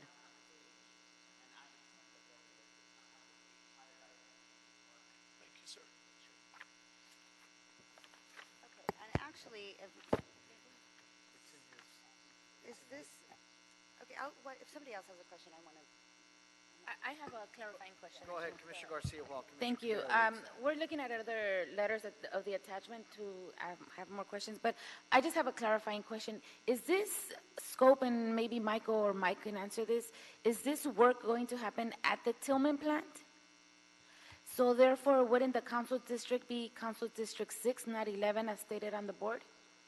Okay, then we need to make a correction, because on the bid request, if you go through that page, it says CD 11, and then on the board report, it also states CD 11. So we need to change that to CD 6. Thank you. Thank you. So,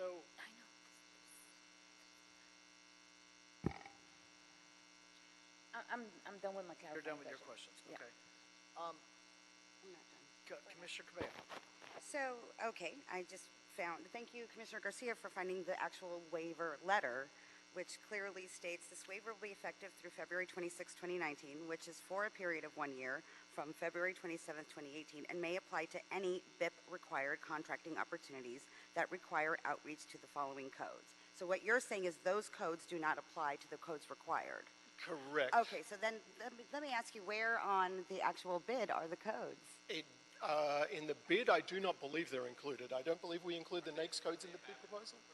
They are on the BAVN, but they're not included in the bid proposal.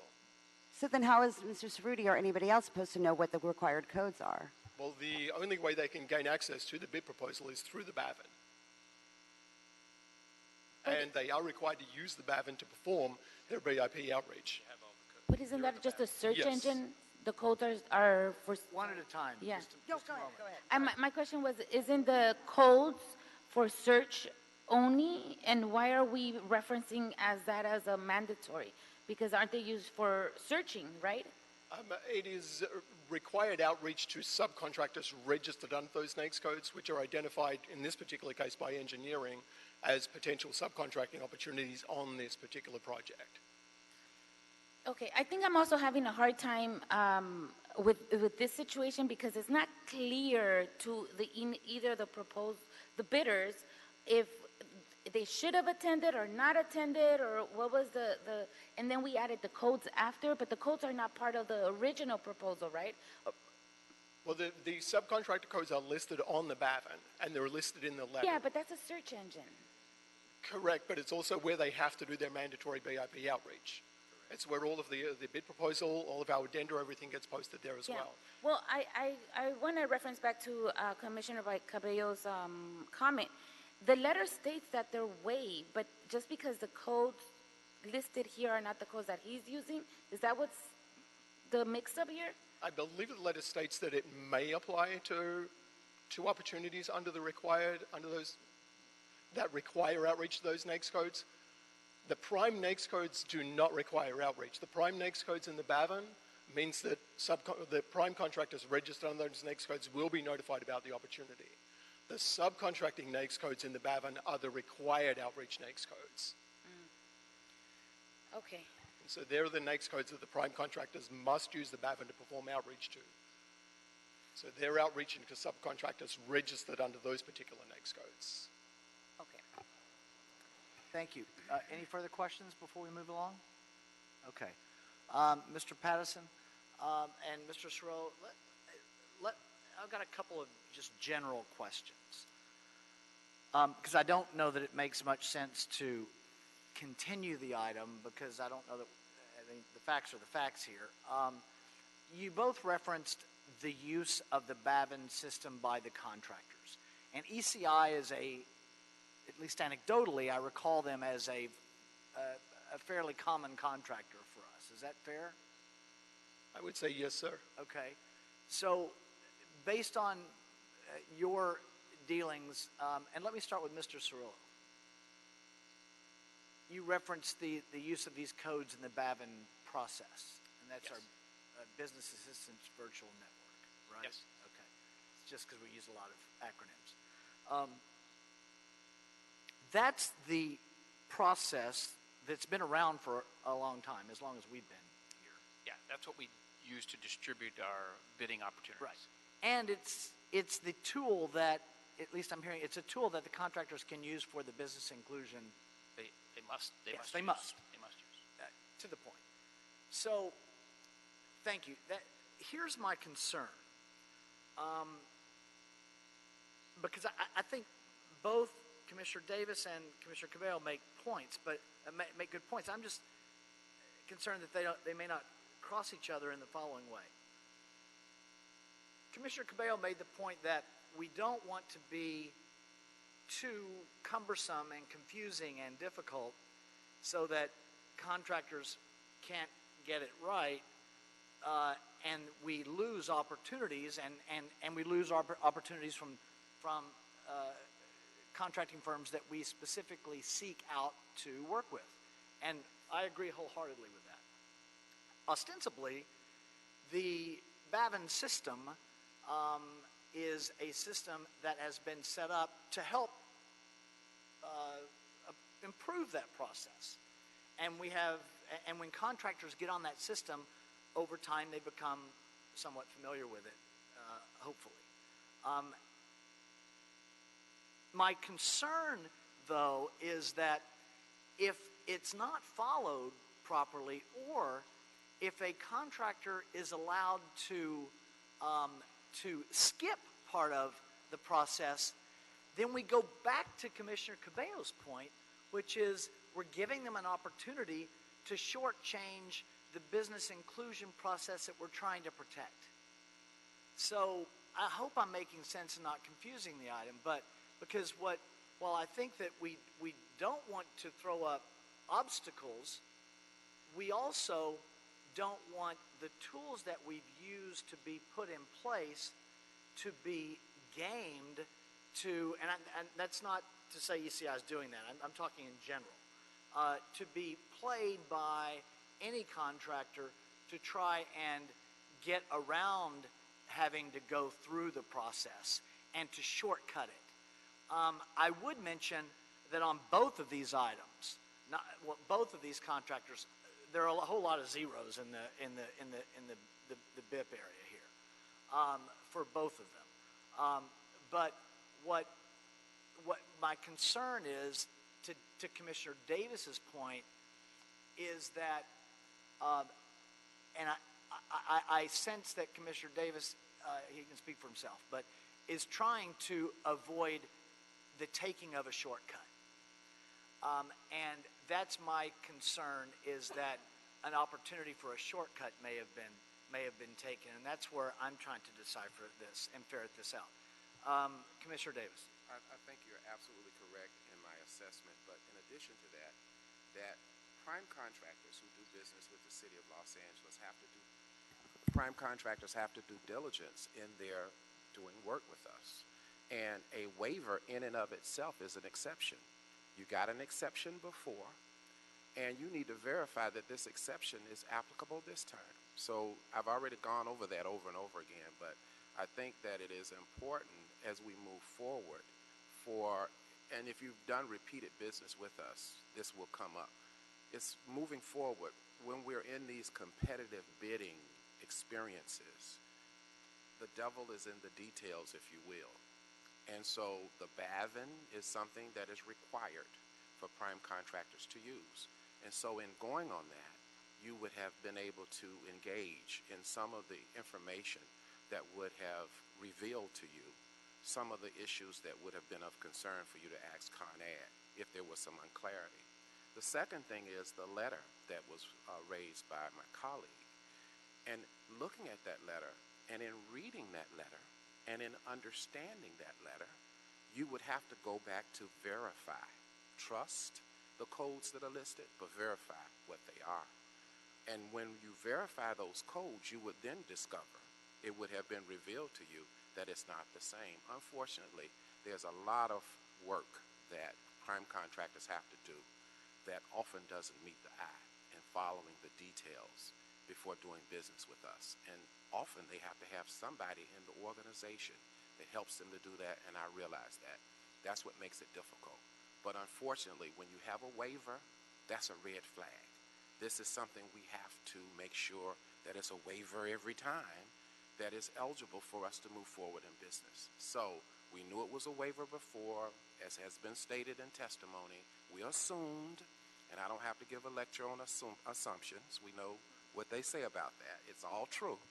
And so now we understand, and moving forward, I think that we just understand what the issue was here. And then in terms of business inclusion, I mean, business inclusion over the whole thing is nothing to write home about. So we really have no issue there. But I think this is the process and procedure.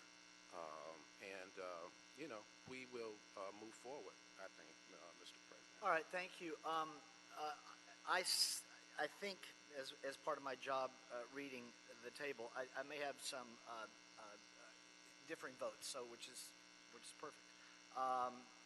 Okay, but but I'm going to make a motion that we adopt the agenda item as recommended by the board. I'm sorry, as recommended by the Bureau.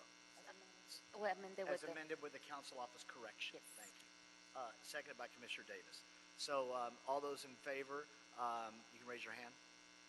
Okay. Any those opposed? And you can't abstain, Commissioner Garcia. So are you with us? Okay. So without objection, we'll adopt agenda item number 6. So I was wrong on my anticipation, which is also good. Any issue, and me too. Any issue sending agenda item number 6 forthwith? We'll send agenda item number 6 forthwith.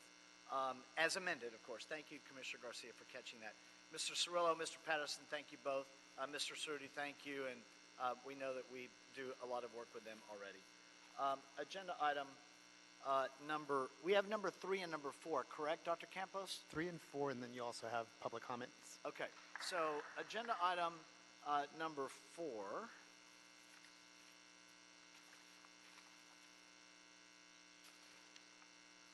Financial status report of the Public Works Trust Fund for fiscal year ending June 30th, 2018, recommending that the board, subject to the Los Angeles City Council and mayoral approval, first, receive and file the Public Works Trust Fund number 834 financial status report for the fiscal year ending June 30th, 2018.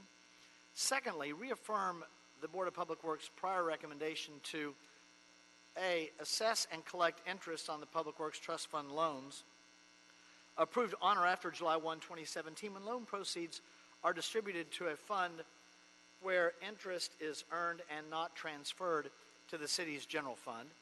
And B, authorize the Board of Public Works Director of Accounting to charge and collect interest on any outstanding Public Works Trust Fund loan balance at the rate that the Office of Finance allocates to the general pool investments, including authority to transfer annually the interest collected from the Public Works Trust Fund to the general fund. Third, approve existing loan approval process in concept form, including a sunset loan approval provision that would terminate a Public Works Trust Fund loan approval at 365 days from the City Council approved date, when any loan proceeds have not been distributed for its approved purpose, to allow shovel-ready projects in need of temporary front funding to start construction, including a moratorium provision to disallow loan reapplication consideration for the same project within 100 days of loan approval forfeiture. 4, approve the Public Works Trust Fund Nexus Study rules and guidelines as referenced in Council File number 180394. Thought we'd already done that.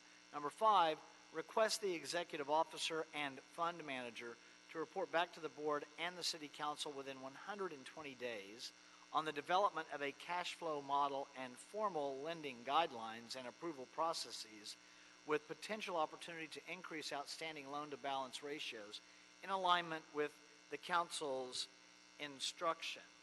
On number 4,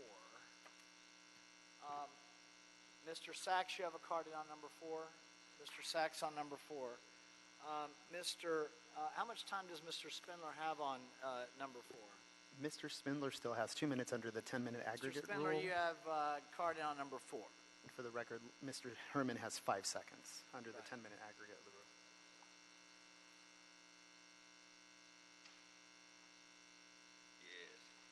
So we have here, we got a loan request from the 14th District, Jose Huiza. Now, can you loan him $1 million of this money? Because he's got some problems with the FBI and he needs your help. You can get him some good attorneys. Now, he will pledge as equity his house that he lives in, because he already sold his rental house and lost all that money. He's going to pay those 2 staffers. So Mr. Huiza needs competent counsel for his federal probe. He needs another one to deal with expert on money laundering convictions. He needs another one for wiretap fraud. And he needs another one for fraud at interstate commerce. And Mr. Huiza graduated from a great law school, but he never practiced law. He used to work for the city attorney's office, and you know that's the equivalent of not practicing law, but fucking practicing bullshit on bullshit. So he need himself some good Jewish juju bird lawyers and one of them big 5-6 member fucking firms with a big Santa Monica address to scare the FBI. He want to make the FBI shudder when they open up that sealed indictment over there in the Roybal building. And I'm sorry, federal agents, wherever you are, but I gotta tell the truth, goddammit. I got my hand on the Jesus Bible that son of a bitch is in big trouble. He need good lawyers, because that's my good buddy Jose Huiza. I carry his bag called Team Huiza.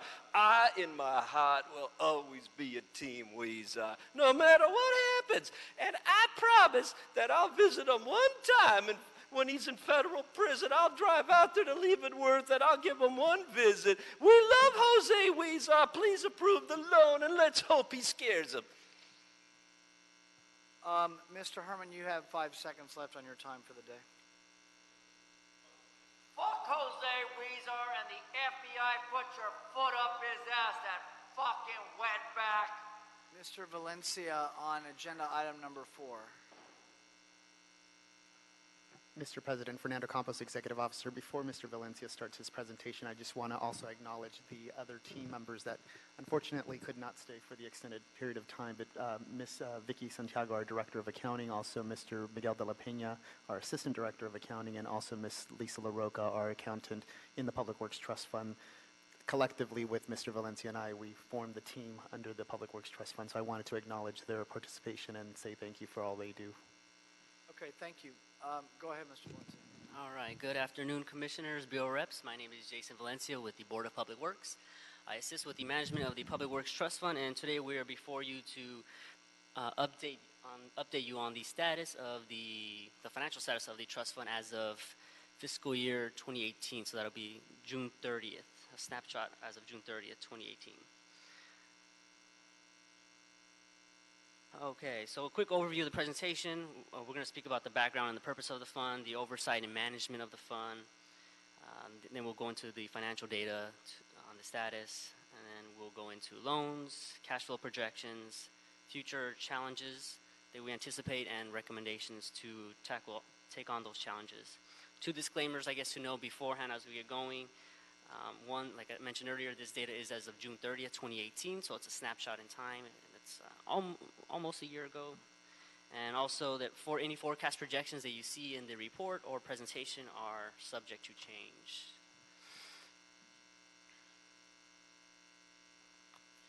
All right, on the background of the fund, we are mandated, we have 2 reporting mandates that require us to report annually on the fund. One is the city charter, as notated there, and also in 2007, City Council instructed the board to report back on annual financial status of the trust fund. Currently, there are 12,000 deposits in the trust fund. Approximately, at this point in time, there were 35 revenue source accounts in the trust fund. In 2016, We implemented a new Public Works Trust Fund system with BOE to help reconcile and interface with FMS. So we use that, the accountants use that daily as they do their work and reconcile data. Currently, there's a 4-month reconciliation backlog, and we're working on bringing that up to less than 21 days. As of right now, we're trying to get to 3 months. That's our target is quarterly transfers. So every 3 months, we're trying to at least get to that, and then the next goal would be 21 days. So the purpose of the fund, it serves as a trust, well, it is a trust fund. It serves as an escrow account. It holds deposits and deposits made by permittees for specific uses. We hold it in trust until we get instructions and direction from the bureaus as to how we should go forward with the bonds in the fund. And also it holds receipts from various violations, fees, settlements, and surcharges. Out of these two types of monies, if you will, in the account, the deposits makes up 97% of the balance. Only 3% are in the fund balance for violations and fees.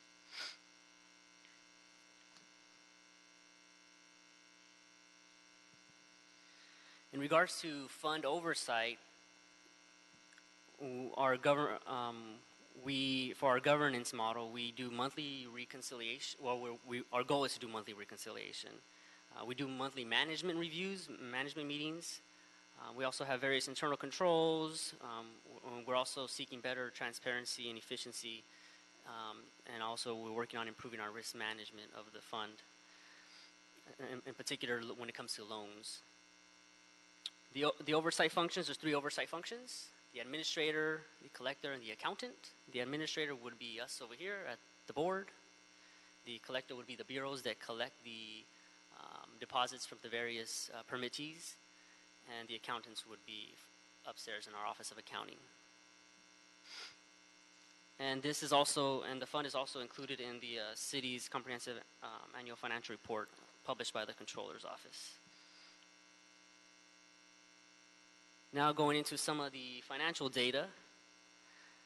As you can see on slide number 6, the fund balance is increasing year after year.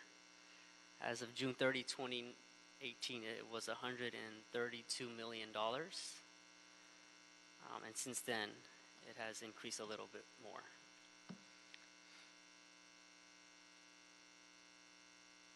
On slide number 7, we are highlighting the breakdown, the various financial components of the fund. A couple that I want to bring to your attention, the line for fiscal year 2018, loans to other departments. So that line item shows $20.6 million. Another line item to be familiar with is loans approved but not dispersed. That's at $14.8 million. So in total, about 34 million loans at this point in time have been approved. And also the pre-post 1989 restricted deposits, that's about 12.6 million. That's the line item, the account that the Bronner Group focused on for their Nexus study. They were able to identify half of that money and how it should be dispersed. And our job is to go and identify the second half. And the second line item, the next line item to pay attention to is also the working capital set aside of 25%, which is about 30.4 million. That is just in case we need to make a large refund to a depositor or any other demand on the account that needs to happen immediately. We need to kind of keep that liquidity in the fund. On slide number 8, we have the top 3 accounts in the fund. Like I mentioned earlier, the account at this point in time consisted of 30 accounts. The fund consisted of 30 accounts. These are the top 3. These top 3 comprise 72% of the fund balance, and they are responsible for 83% of the net growth of the fund. They are the Special Projects Deposit Account, General Improvement Guarantee Deposits Account, and the B Permit Deposits Account. So all related to developer permits and development in the city.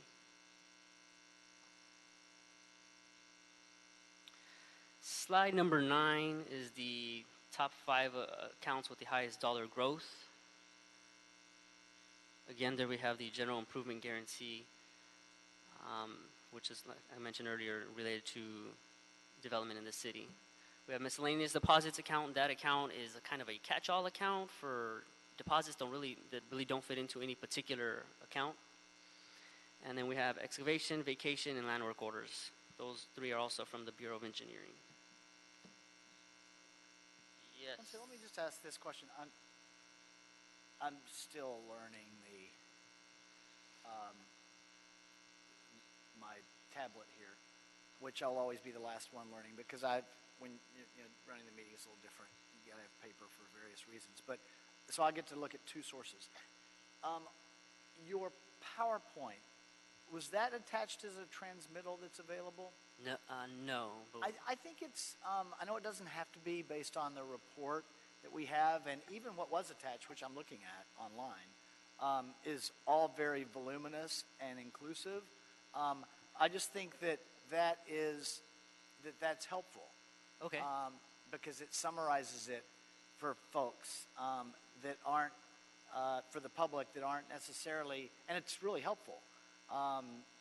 So for future reports on those, it would be nice to add that as a transmittal so that that other folks can, that the public can follow along on the report as well. Okay. Thank you. And we'll definitely make sure to include that in the Board of Public Works files as well. For the City Council, when we go to committee and the City Council, that file does include the presentation because we submit it to the City Clerk's office. Okay. But to your point, we will include it also to the Board of Public Yeah, I Works. just think it's really It's helpful. really good. Yeah. I like Go it. ahead. All right. Slide number 10, inflows and outflows. This graph highlights the monies that come in, the monies that go out, and then the net change in the fund. And as you can see, over the years, it kind of increases, then decreases, so peaks and valleys. For fiscal year 2018, there was a net increase of $7.2 million from the previous year. And now on to slide number 11. I will be handing that over to Dr. Fernando Campos. He will be talking about interest earnings, loans, and other financial metrics of the trust fund. Thank you, Mr. Valencia. Fernando Campos, Executive Officer. So I'm going to go through the last couple of slides rather quickly, but I will spend a few extra minutes on the loan status simply because there is an item not only that's associated with this report, but also another item that's before this board that will be coming We'll get to right that in after a minute. this. Yeah, but go ahead. Great. So really quickly on slide number 11, the interest earning, the Public Works Trust Fund does earn interest. It's approximately 1.1% per annum, which represents about $1 million per year. In addition to that, we have 10 outstanding loans at approximately $20.6 million in outstanding loans.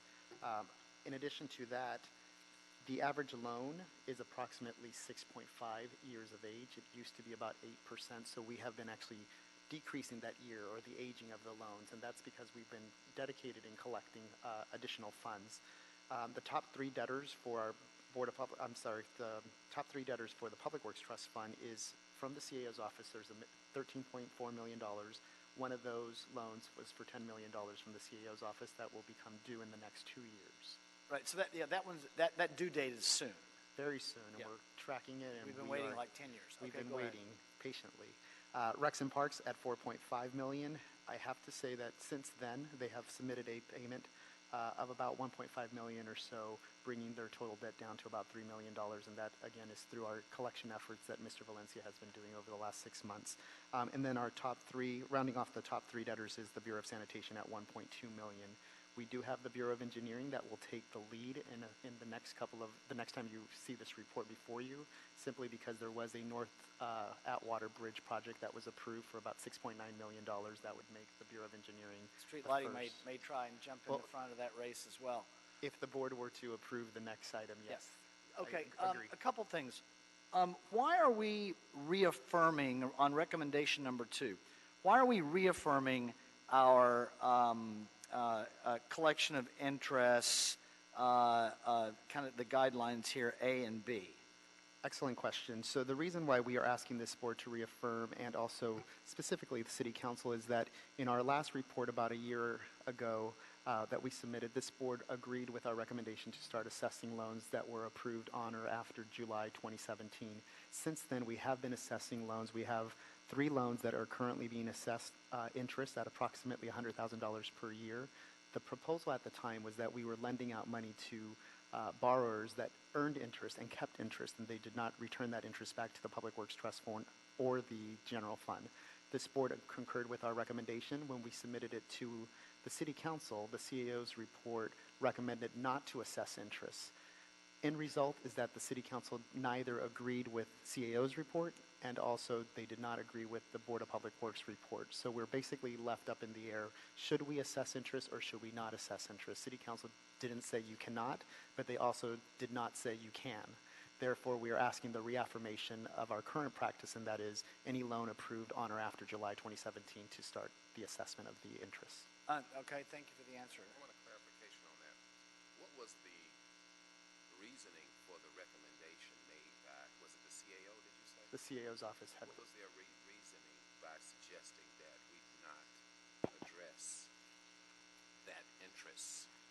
The reason they stated in their report is that the time and the administrative burden would be so much more than the amount that we would collect. So, for example, their assessment was it would cost us more than $100,000 just to assess the interest. I disagreed with that simply because our accountant provides not only the assessment of the interest, but it also provides us reconciliation of the 12,000 accounts. In addition to that, providing us schedules that are before you as well. So the incremental cost of paying for that one additional person does not exceed the $100,000 for the interest. Okay. So moving on with slide number 12, just to bring you quickly where we are with our loans, approximately $20.6 million has been approved by this board in outstanding loan. In addition to that, we have $14.8 million that was approved by the board but have not yet been dispersed. And that moves us to recommendation number 3 in our report, is that we have noticed that this board has approved a series of loans throughout the last year or two, but those loans have not yet been dispersed. And so once the board approves, we do earmark those funds for future disbursement. However, it's taking approximately 18 months for those borrowers to actually disperse the funds. So therefore, we believe that any project that is ready to go, a shovel-ready project or a project that you can actually invest into public works infrastructures now, we would rather invest into those projects now so that we can move those projects quickly along as opposed to holding funds for 18 months to 24 months. Those 2 loans that were approved by this board were approximately $13 million. So that really holds up the working capital, if you will, that other projects can take advantage of. So therefore, that's why we're recommending if you do not disperse your loan within 12 months, then that loan approval becomes sunsetted. It just null and voids. And if you do want to come back in the future and apply, you have to wait 6 months, take your turn in line, and then come back. No other issue. projects that are shovel ready, they could have used that $10 million or $12 million just to accelerate maybe 10 projects at $1 million each, or 2 other projects. So therefore, we just don't want the monies just to be earmarked there for a long period of time without any use of the funds. Okay. Any other questions? There's one last thing that I would just want to highlight, and slide number 13, just to give this board an extra layer of comfort in terms of taking risk and also understanding the financials. This board has established a 25% ceiling for our loan to balance ratio. This board also recommended that we increase that to about 30% about 2 years ago. So we're basically between 25 and 30%. As of fiscal year ended 2018, we're at 26.88. As of November 2019, that decreased to 23.93 because of the efforts in collections. We've collected approximately $6 million or so in our outstanding loans. As of June 2019, we anticipate the loan balance ratio, our outstanding balance to loan ratio would be at 28.5%. So we will definitely be below the 30%. I highlight that over the next couple of years, that should come down to about maybe 10 or 7%, all things equal. I say that because there is another item before you that is asking for a substantial loan amount that would still, when we incorporate that request, we're still under that 30%. So I wanted to give you that extra layer of comfort that we have done our analysis. We've actually are looking at the next 3 to 5 years, and we believe that it will be under the 30% based on our efforts. So with that, we will open up any questions. Okay, thank you. No questions. We'll see. When's our next report on this? We just presented our semi-annual about So 6 3 months. weeks, so about 6 months. So However, depending on if we have what? However, I do anticipate 2 other independent reports. One report for our quarterly status update on monies that are available in the Public Works Trust Fund that can be reinvested into other projects that should come before your board within the next 2 months or 3 months. And then in addition to that, the fiscal year 2019 is literally around the corner, so we will be coming before this board in October as well. So Okay, the reason I asked is just in case we want to reopen the process that you just described, we have an opportunity to do that after it's lived and breathed for a few months. Absolutely. Yeah, okay, thank you. Question. Yes. Is there some action we have to take on the report today as it relates to the recommendations that have been discussed? Yes. To approve them. Okay, that means inclusive of reaffirmation of the loan interest. Reaffirmation of the interest, the approval of the loan process, including the sunset loan provision that we're proposing, and then in addition to that, authorizing us to make any technical changes and report back within 120 days based on council's instructions. You okay? All right. Then I'll make a motion that we adopt agenda item number 4, seconded by Commissioner Garcia. Any objection? Without objection, we'll adopt agenda item number 4. Thank you all. Any issue sending number 4 forthwith? We'll send number 4 forthwith. Agenda item, actually, let's go ahead and take general public comment before we go to agenda item number 3. Dr. Williams on general public comment.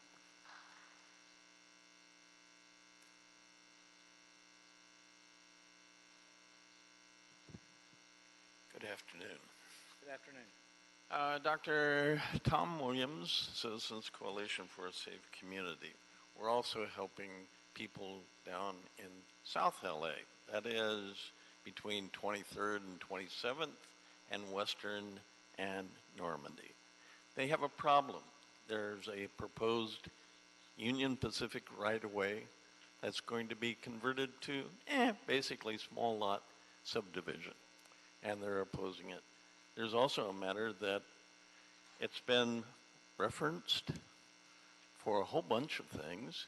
However, there's no reference to the Public Works Department reviewing it. Although it includes a lot of curb cuts, a lot of sidewalks, some storm drains, inlets presumably, street widening, and a street connection between Plaza del Amo, which is the old UP Railroad right away, and 227th Street. But there's no reference to any review by the Department of Public Works.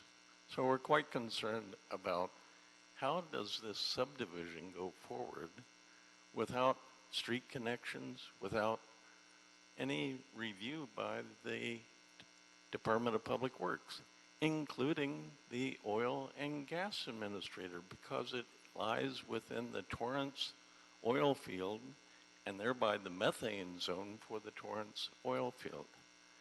No responsible review has been mentioned by the Department of Public Works or the Office of Oil and Gas Administrator. We'd highly recommend that you contact the Planning Department and say, what's going on? You haven't involved us. Thank you. Thank you, Dr. Williams. Mr. Sachs, you have a speaker card in for general public comment, Mr. Sachs? No, Mr. Sachs, this morning. Mr. Spindler, you put a card in under GOAT for general public comment, sir.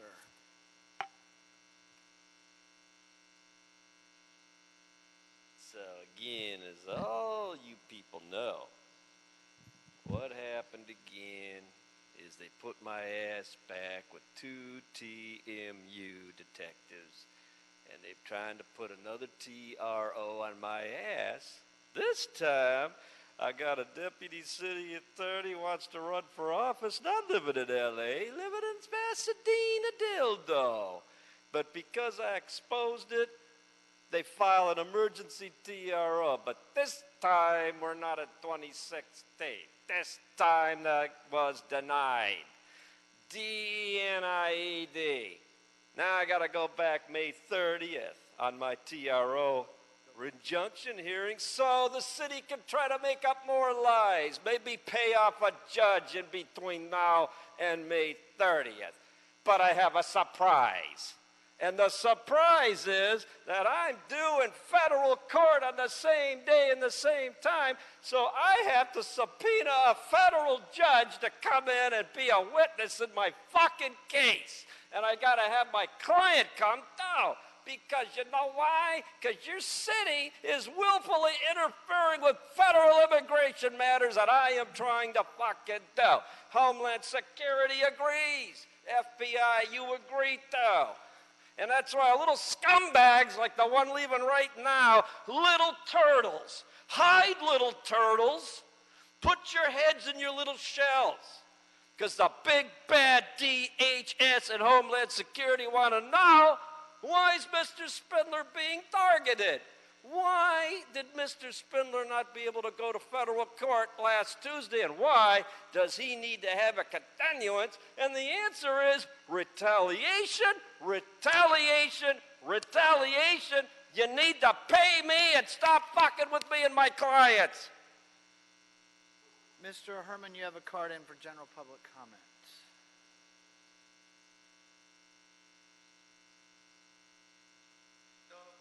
Sent a Jewish man to attack me and the Board of Public Works. But this is what the TRO, the TMU against me for retaliation by the so-called Office of Mike Fuhrer. May not disclose the address or describe protected employees' residence. May go to the Los Angeles City offices to attend council and committee meetings, but must maintain not less than 10 yards distance from protected employee. Why am I not fucking protected?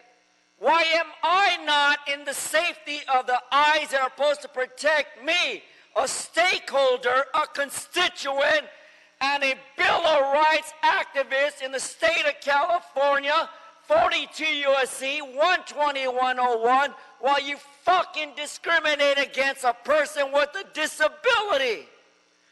You have this fucking order, which I was surprised, but not surprised, because the sergeant of arms back there, Mr. Morris, told me, don't be surprised, the fucking TRO and the TMU are targeting you, and they're gonna retaliate. For the record, Mr. Morris, you are here to protect the public servants and not disclose the bodily injury that I am suffering from emotional stress. You let that fucking Jew get next to me like that, that's a threat. That's fucking retaliation, street services. That's fucking retaliation, Miss Jessica. It's not like me saying I'm gonna go fucking do something. It's me saying if I could, I would fucking tell Trump, bomb the North Koreans. I would fucking assume that the president of the 45th District of the United States would say, I got Mr. Herman, your time is up, sir. Ms. Joseph, you're up. Good afternoon. Hello, Mr. James, and hello, Ms. Huang.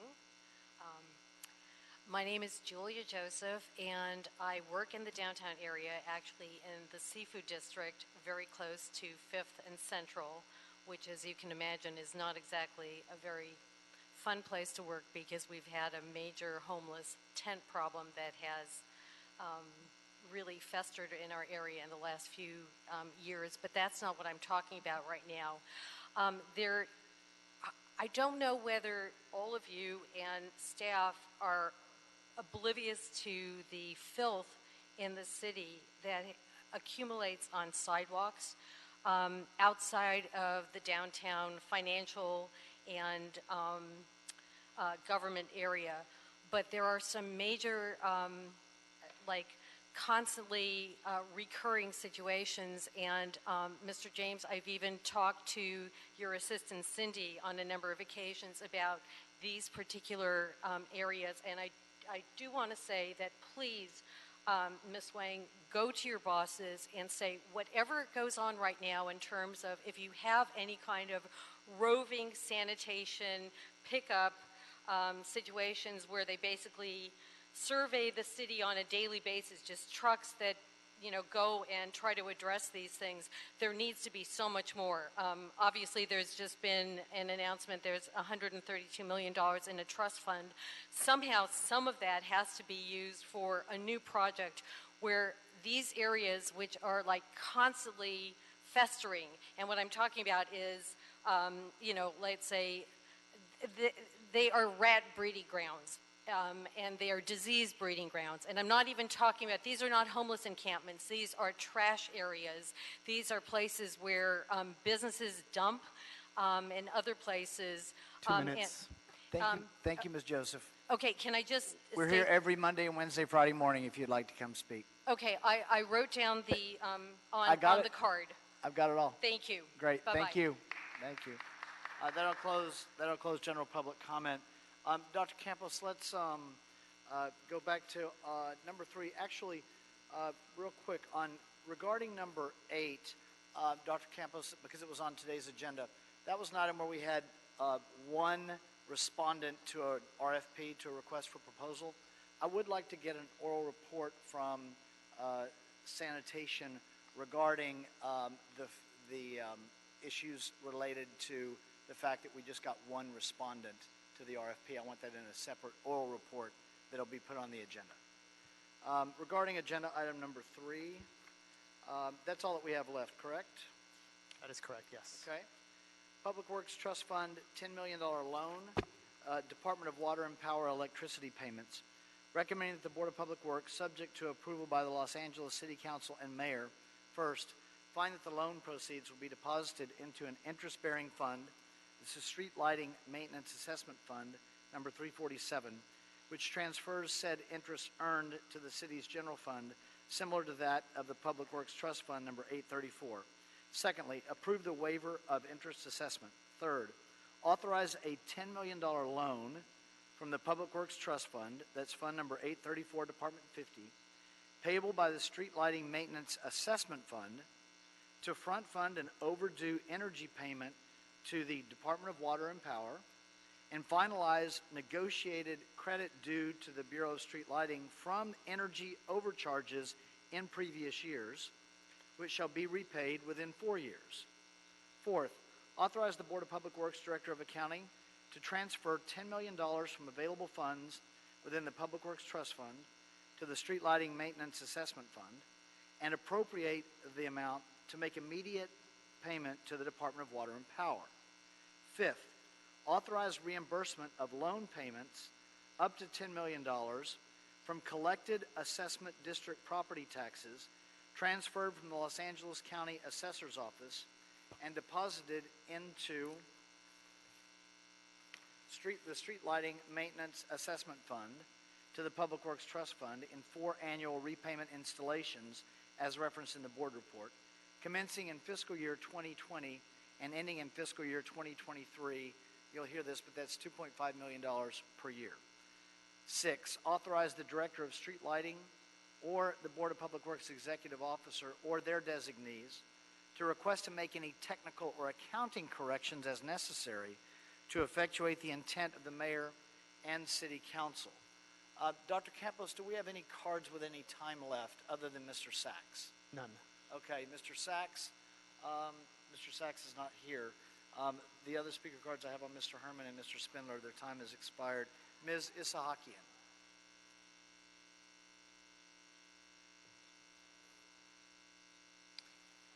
Good afternoon, President James, Commissioner, and Bureau Executives. My name is Norma Zahakian, Executive Director for the Bureau of Street Lighting. Today I'm here to request a $10 million loan from the Public Works Trust Fund to BSL Assessment Fund to help front fund outstanding electricity payments to the Department of Water and Power. The loan will be paid back within the next 4 years. In discussion with the Public Works Trust Fund's fund manager, this loan will not exceed the balance to loan ratio of 30%.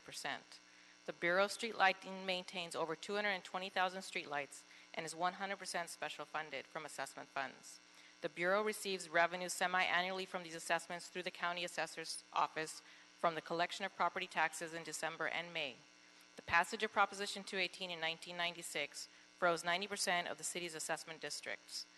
Throughout the years, the Bureau has successfully implemented several revenue increasing and expenditure reduction measures in order to continue to provide street lighting services as operating costs increase. Some of these measures include conversion of the city street lighting system to LED, which saves energy, the installation of solar to grid panels, and the co-location of communication carriers on our street lights. As a result of the Bureau's frozen funds and the low account balance at the beginning of the year, the Bureau can only pay the energy bill semi-annually. This has resulted in a rolling outstanding balance of 6 to 9 months. Coincidentally, several miscalculations on the city's street lighting energy bills started in 1990s, resulting in a current overcharge of approximately $10 million. This miscalculation resulted from charging for more lights than the city had, charging an energy surcharge on the labor component of the bill, and not adjusting the energy charge to reflect actual wattages. The bills have since been corrected, but the incorrect overcharge was never removed. Department of Water and Power has agreed to correct this overcharge, but has asked the Bureau to become current on payments. Due to this request from DWP and the Bureau's current cash flow challenges, we have consulted with the CAO and worked with the Public Works Trust Fund manager to make this loan request. We anticipate an increase in revenue in the next 2 to 4 years from the current high voltage conversion program, co-location program, and the potential to conduct a mail-in ballot to property owners to adjust the frozen assessment rates to account for current day costs. The proposed 4-year repayment plan in the report reflects this anticipated increase. This repayment plan will significantly reduce the Bureau's outstanding balance throughout the life of the loan. This loan from the Public Trust Fund will help to resolve an ongoing issue of energy incorrect charges that have been in discussion for the last 20 years. Thank you, and I'll be more than happy to answer any questions. Thank you, Ms. Isahakian. So, how the $10 million that is due to the Department of Water and Power, how old is that debt? And it may be, there may be different parts of it that are different ages, but. So basically the $10 million, it's kind of a rolling outstanding balance. So we make our payments to Department of Water twice a year. We pay them after we get the revenues from the property tax bill. So we pay in January and close to June. So what happens is in January, we're paying approximately from May to December. So that's why there's a 6 to 9 months rolling balance. And then in June, we're paying from January to May. So it's like it just keeps rolling, but at any point in time, you'll look at our balance and you'll see 6 to 9 months, depending where we are in the payment and how fast we can get the property tax bills out through the methods of payment. Okay, and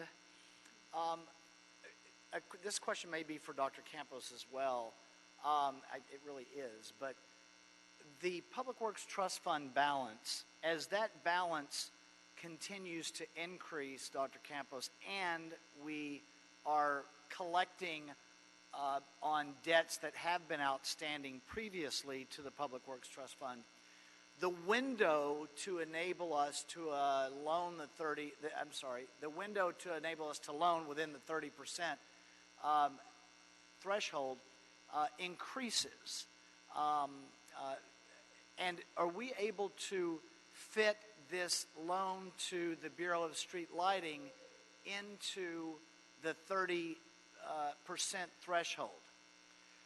Yes, we will. So as of June 30, 2018, we're at 26.88.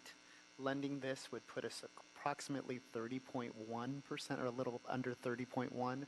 So you're right there at that 30% mark. But in a few months. The reason I'm mentioning this is going to go before council. Council will take action probably mid-June at the earliest. So you're looking at maybe a 2-week layover, if you will. The disbursement of these funds will not occur until July. Come July, we will be at 28.5, including this $10 million loan. So you're fine in terms of risk. You're fine in terms of being within the 30%. And so we go over the 30% for a couple of weeks, right? I would say 14 days, 2 weeks at max. Okay.